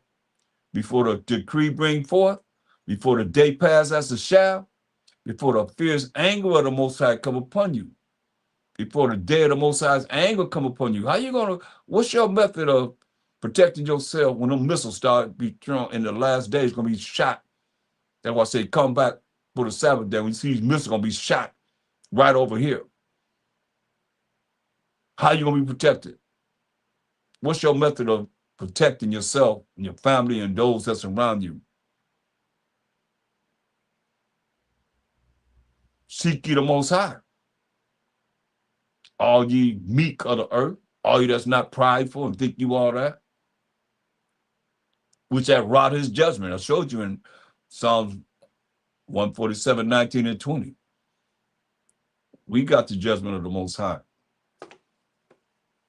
We the ones got the judgment of the Most High. Seek ye the Most High, all ye meek of the earth, which have wrought his judgment. Seek righteousness. Can't get no clearer than that. Seek the laws and the commandments of the Most High. Seek righteousness. Seek meekness.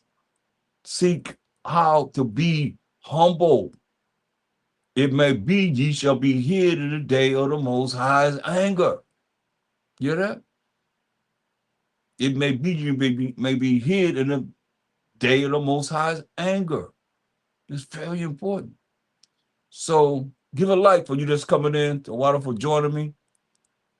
Like, share, and subscribe to the channel. Hit the bell so you know when we're coming on.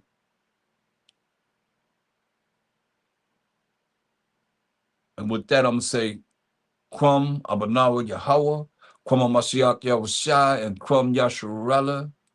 And I'm out. Join me on the Sabbath. 7 p.m. Pacific time.